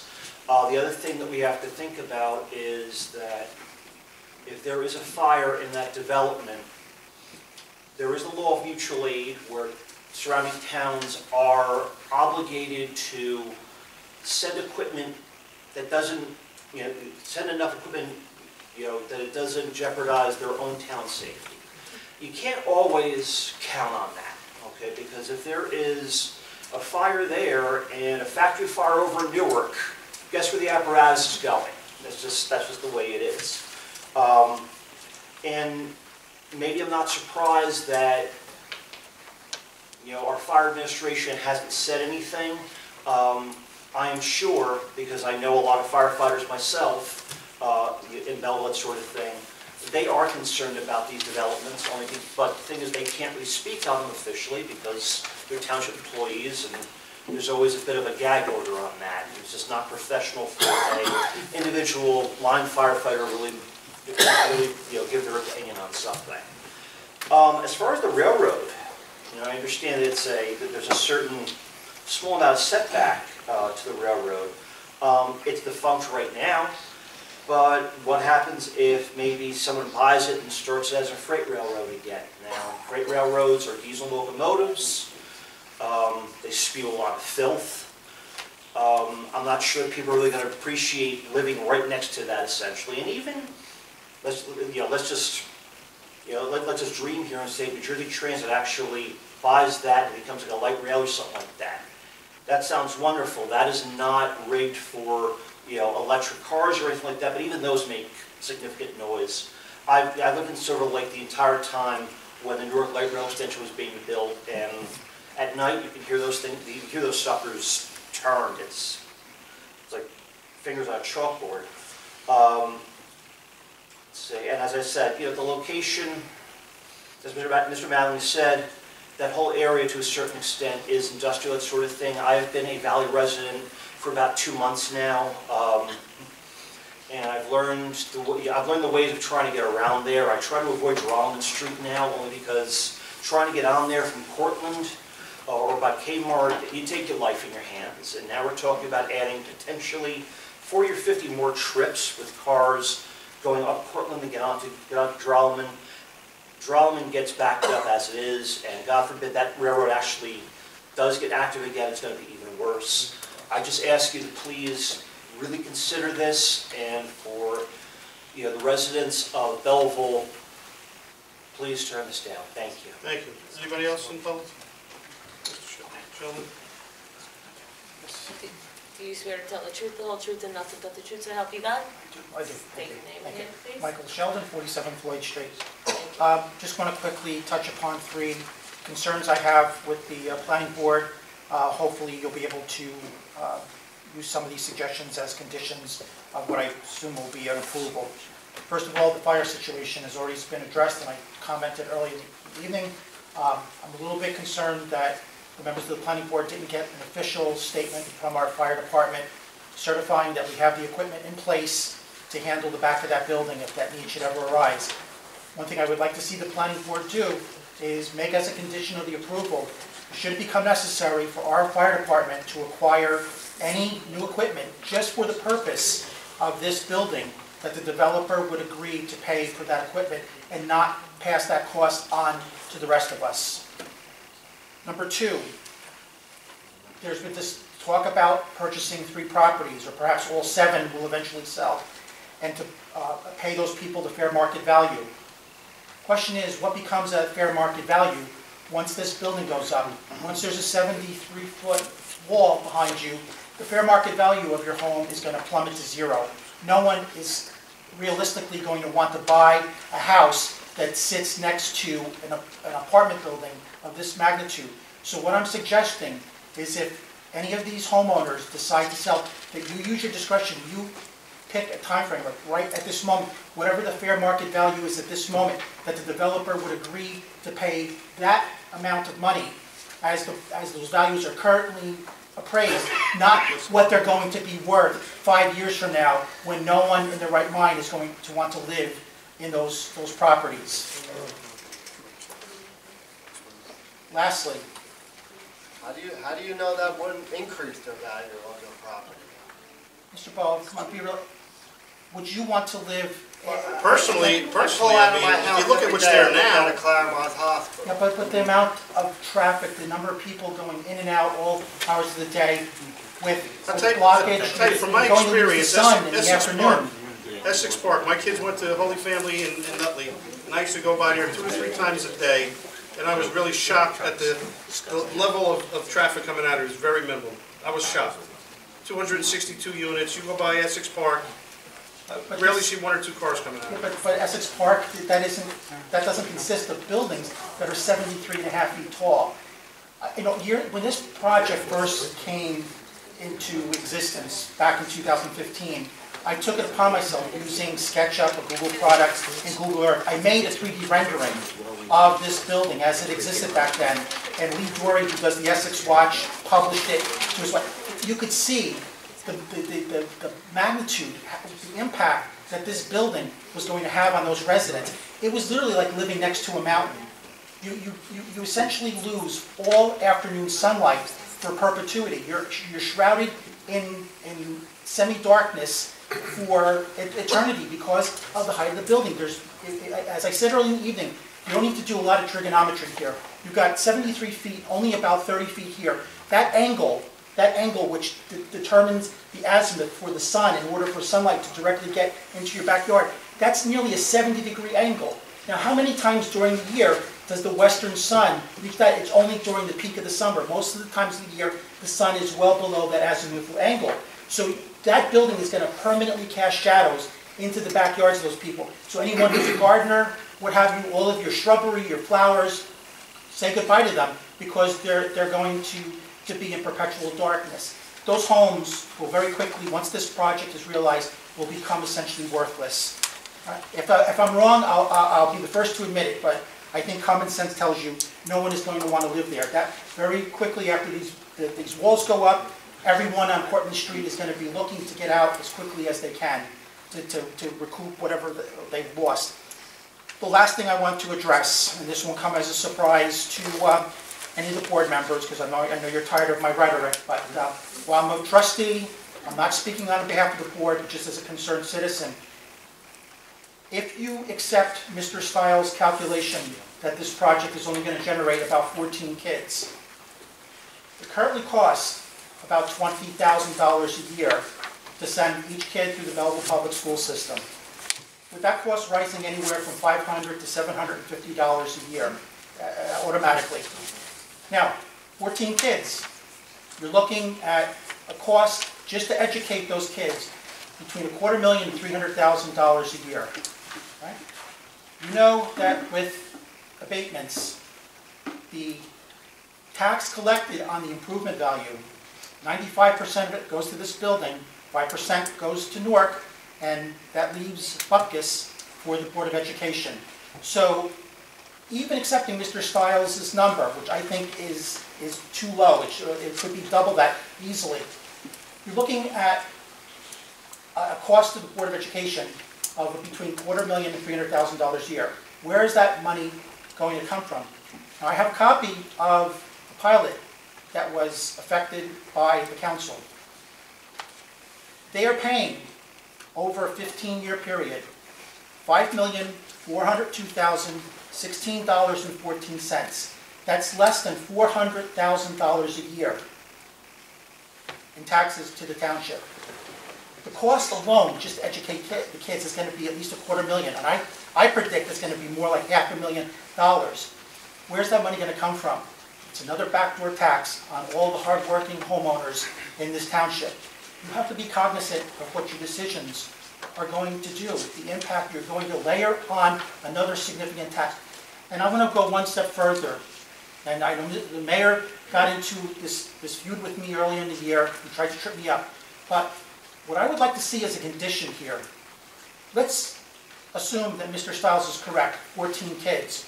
Would the developer be willing to pay the Board of Education directly for every kid in addition to 14? So if we have, in the first year of the operation of this project, 25 kids or 35 kids, will he write a check, a separate check, to the Board of Education so that we can cover the cost of educating all those additional kids without burdening all the existing homeowners in the township?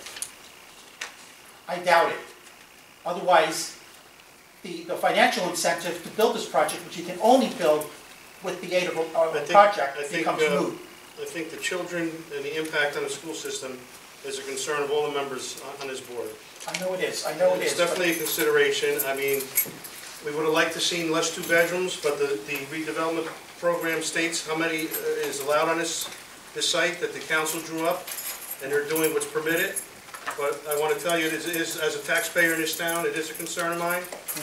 And 41 2 bedrooms, I think, will have an impact. But like I said, it was drawn up in this redevelopment program, and that's what's stated by the council, so they're doing what's permitted. It's, already this year, we've seen at least 2 other projects, large residential projects, which are being aided and abetted by pilot agreements. The totality of this, don't be surprised in a couple of years from now when the local school tax levy winds up increasing $500, $700, $1,000 a year to deal with all these additional children. I love kids, but as long as we have the financing and the physical resources to accommodate all these kids, that's another thing you have to be cognizant of. We're nearing our capacity in our 9 schools. All of these new residential projects will ultimately push us over the carrying capacity. So what do we do then? You're going to turn around and say to the residents of the township, sorry, we're out of space, you're going to have to build another school. An elementary school currently costs at least $50 million, and high schools are over $100 million now. So where is that money going to come from? These are long-term considerations you must have as planning board members. Because what you decide tonight is going to inexorably affect the course of this township, not just for the next 1 or 2 years, but for the next 3 to 5 decades. With that, I thank you. Thank you, Mr. Sheldon. If no one else in the public has a comment at this time, we'll close the public portion. Mr. Chairman, the only thing is actually a bookkeeping measure. Mr. Steiger's report was submitted to the board. I'd just like to include that as A8, so for identification. Okay, That is so what he testified to. Thank you. No, so much in your own. I'd like to make a statement, because I've been on the board now for almost 6 years, and I'm not in disagreement with a lot of the people that oppose this project on a lot of grounds that you spoke to. In good conscience, I really don't like this project where it is. It's way too big. It's far from the street on both sides. I couldn't look my fellow residents in the eye and say that I think this is a great project. I can't. And I don't think a lot of the members on the board can either. We've allowed the zoning to be such that we can't stop some of this stuff. We need to start to readdress that. Because I don't change the zoning, oh my God. Mr. Frantantoni, please. When you were in charge in this town, you also made mistakes. I'm not afraid to say that we should revisit some of the changes we made because we're allowing too much. And this may be passed tonight. I'm not so sure how I'm going to vote. But if we allow that building in that space, we have to allow anything, anywhere. Well, I don't know. We create these zoning laws, and they come back to us with tremendous impact. When this development came before us years ago, I never thought they could even get 100 units back there. But now we're asked to approve a 70-foot building behind existing homes on an industrial piece of property. It's asking a lot. I think it's a beautiful building. I do. I love it. I see the rendering. I say that's fabulous. But when you start to consider some of the setbacks, some of the distances from the street, and some of the access, you really don't have access with a fire truck to that building. You have very difficult access, let's say, at best. If the railroad were to deny you access, you would have no access to that side of the building. I just think we need to revisit as a board some of the things that we've tacitly approved. We send it to the council and say, all right, well, it's the council's job to approve or not to approve. And then some of these projects come back, we can't deny them if we want to because they're meeting all the requirements and all the setbacks and all the different things. And when I sit here at this moment, really not sure how I want to vote on it, to be honest with you. I'm a citizen in town. I have questions about the Board of Education. They're not always that we should be, I'm disturbed that it cost us $20,000 to send a student to school. That's an issue outside of this room. I understand that the real value is $15,000 from the town, so that's an inflated number also. That $20,000 that you use is actually $15,000, but regardless, you make a point. Is the developer going to want to kick in for anybody over 14? No. And listen, I'm a capitalist. Nobody comes into a town and spends all this money, out of the goodness of their heart. They're doing it because that's their business.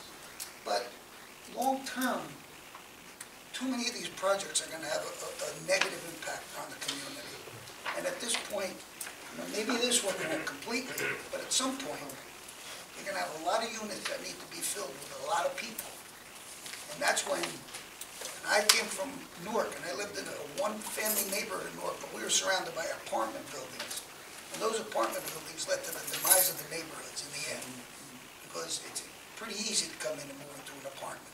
You don't have a lot of skin in the game. So it looks good, but you don't really know what it's going to turn into down the road. And there's no guarantees to that as to who's going to live in these apartments. So we live in this thing. So we all have something in it, everybody on the board, and most of the people in the audience. It's a tough one because, yes, I would like to see that corner developed. I'm not so sure I'd like to see it developed to the degree that it is being presented to us. It's a very tough call from where I'm sitting. Could I just add one comment to Mr. Conti's We have the public portion closed. I just wanted to clarify the expense. while it is true that for Mr. kids... Chairman, I'm going to object. If it was closed, it was closed. And otherwise, we're going to start reopening again. We're just going to take one quick comment, and that's it. Okay. While it is Mr. true, Sheldon's Mr. a Conti member of the said Board of Ed, and he that has some more to say, for so. students who are physically in our district, the cost is a little over $15,000 a year at present. It's when you look at the totality. We have over 50 students who have special needs. We have to send out a district.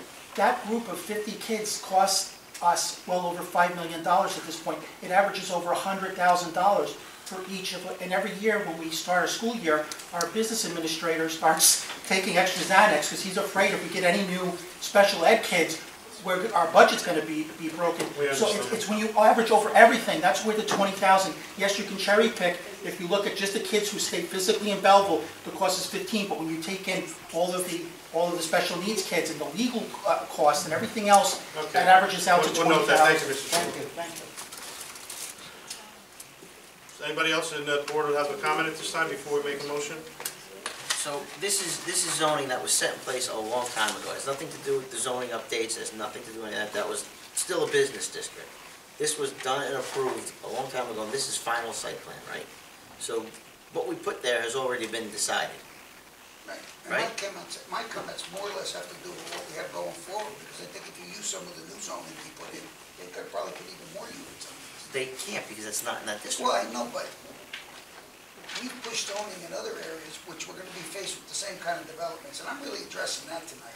Right, you're not To tell you the truth, addressing. and listen, I was here when this originally came before us. Maybe if I fully understood that the building was gonna be 73 feet tall, I would've said, no, then. Great. It's a hard lesson to learn, but I don't want overdevelopment, I want nice, good development, smart development. I'm not concerned with the water, I'm not even that concerned with the Board of Education. Although that can be a concern, that's not what I'm here to decide. But with that too, Mr. Conti, if I may, through the chair, right? What happens is, I don't want anybody to leave here assuming that there's no conversation that town manager, nor superintendent, nor mayor has had about pilots and not communicating and/or thinking of plans on how to help one another. Communication between the Board of Education and the town council has never been better in the past 10 to 12 years. Never been better than has it been the past 12 months and moving forward. I can sit here and tell you that. So I don't want the assumption to go that conversations and those type of things are not happening, because we're all looking for the right piece, how to move Belleville forward as a unit, not individually. So I do. That's why I'm not concerned with the school either. But yes, to go back to your concern, our concern is new, like we said with that, but here again, I think our hands are tied. That's all I was saying. Well, to some degree they are, to some degree they're not. Right. Technically they're not. And I'm still, behind years on things. So if no other board members have a comment at this time, would someone like to make a motion? Well, what did you want to do about that lot? Well, yeah, what You wanted to put a year on it? Well, I have a couple. 3 years. Right? 3 years, yeah. Okay. If the board decides to approve this application this evening, I have a couple of conditions that were discussed. One was no extra bedrooms on any of the units than as is depicted. Pictures of colors and textures of materials that have been exhibited today, exterior and interior.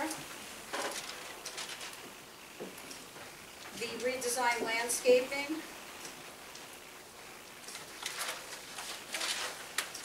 The removal or non-removal condition of the adjacent home. And I don't know, question mark about extra fire equipment is in my notes, which I don't think was discussed as an actual condition, but maybe came from the public. Yeah, I think we're going to make a 3-year limit on the house, 3 occupants. Okay. And we did not discuss anything about fire apparatus, that wasn't a condition. Okay. Frankly, had to lower the windows too, what were we doing with that? Mary, with that, lower the windows? It was put windows in on the 2 last bays of the first level. and increase the landscaping along the corner. We can just, your comments, we could put into the condition, right? Okay. Right? Yeah, because I think some of the issues with the materials was providing details of the materials, not just what was shown tonight, but additional materials that, exterior that weren't shown. Okay. That included, I guess, canopy, windows, garage, doors, any detail sheets? I think the glass railing would be helpful to have, because that's an important component on the elevation and of the design. Okay. All right, so we clear with all the conditions, Tom? I think there are a few more. The engineer talked about either a brick wall or a vinyl fence separating the properties. I think you want to go with the brick wall. I thought he stated that, but yeah, make that as a condition. You talked about the green space. I think we should resubmit the plans and get fire and police comments. Yeah, we'll get them. Accommodate electric charging stations in the future. If there was a future need. Yeah. They're gonna look at the columns in the parking area to make sure the turning radiuses and everything work in the parking area. And that's all I have. Mary Ann, did you have anything else? Yeah, the work on a further redesign of the front facade at the door entry. And In terms of those conditions, if I might, as to redesign and landscaping and stuff, is that going to be submitted to the engineer or the planner for determination? Rather than just leaving it up in the open, otherwise you got to come back. No, send it to both, administratively. All right, that's fine, thank you. I just want to make sure that's... Mary Ann, you're done? I think what we should do is that if it is going to turn from the building to, after 3 years, into a park, should as part of this plan, see what that park's going to look like, what the fence is. I wasn't sure we were wanting a park. No, we don't want them. Green space. Green space, I'm not Okay, in favor green of park. space, okay, so it's just grass space. Is it public space? Is it open to the public from dusk to I think it would be better if dawn, or is it they maintained it not? themselves and just left Okay. part of the... I Otherwise, just think it's good to respectively, clarify then we would have to now. dedicate it to the town, and then the liability. Yeah, I just think open space for the residents would be, that they maintain. Open space for the residents that Okay. the owner maintains. And it would be fenced in or not? The reason I'm asking is because it is a corner lot. There's special standards for fencing on a corner lot. We'll fence it. Well, if it's part of this project, it should probably We'll match fence the it. decorative fencing that goes around the side, the project itself. And then there's probably some trees and plantings inside. Respectfully, that condition would be that the subdivision is granted, as I understand it, with those minimal variances, and with a condition that in 3 years, that building has to come down and those tenants have to be relocated. And at that time, it turns into green space with some sort of fencing that will be determined by the planner, in conjunction with the planner and the engineer. Michelle, you got all that? Just fall asleep. Is that it, yours? Mary That's Ann? all I have. Tom, Frank? I'm good. Everybody's good? So we'll go with all the conditions. Would someone like to make a motion for the approval of this application with all the stated conditions that we just included? Motion to approve.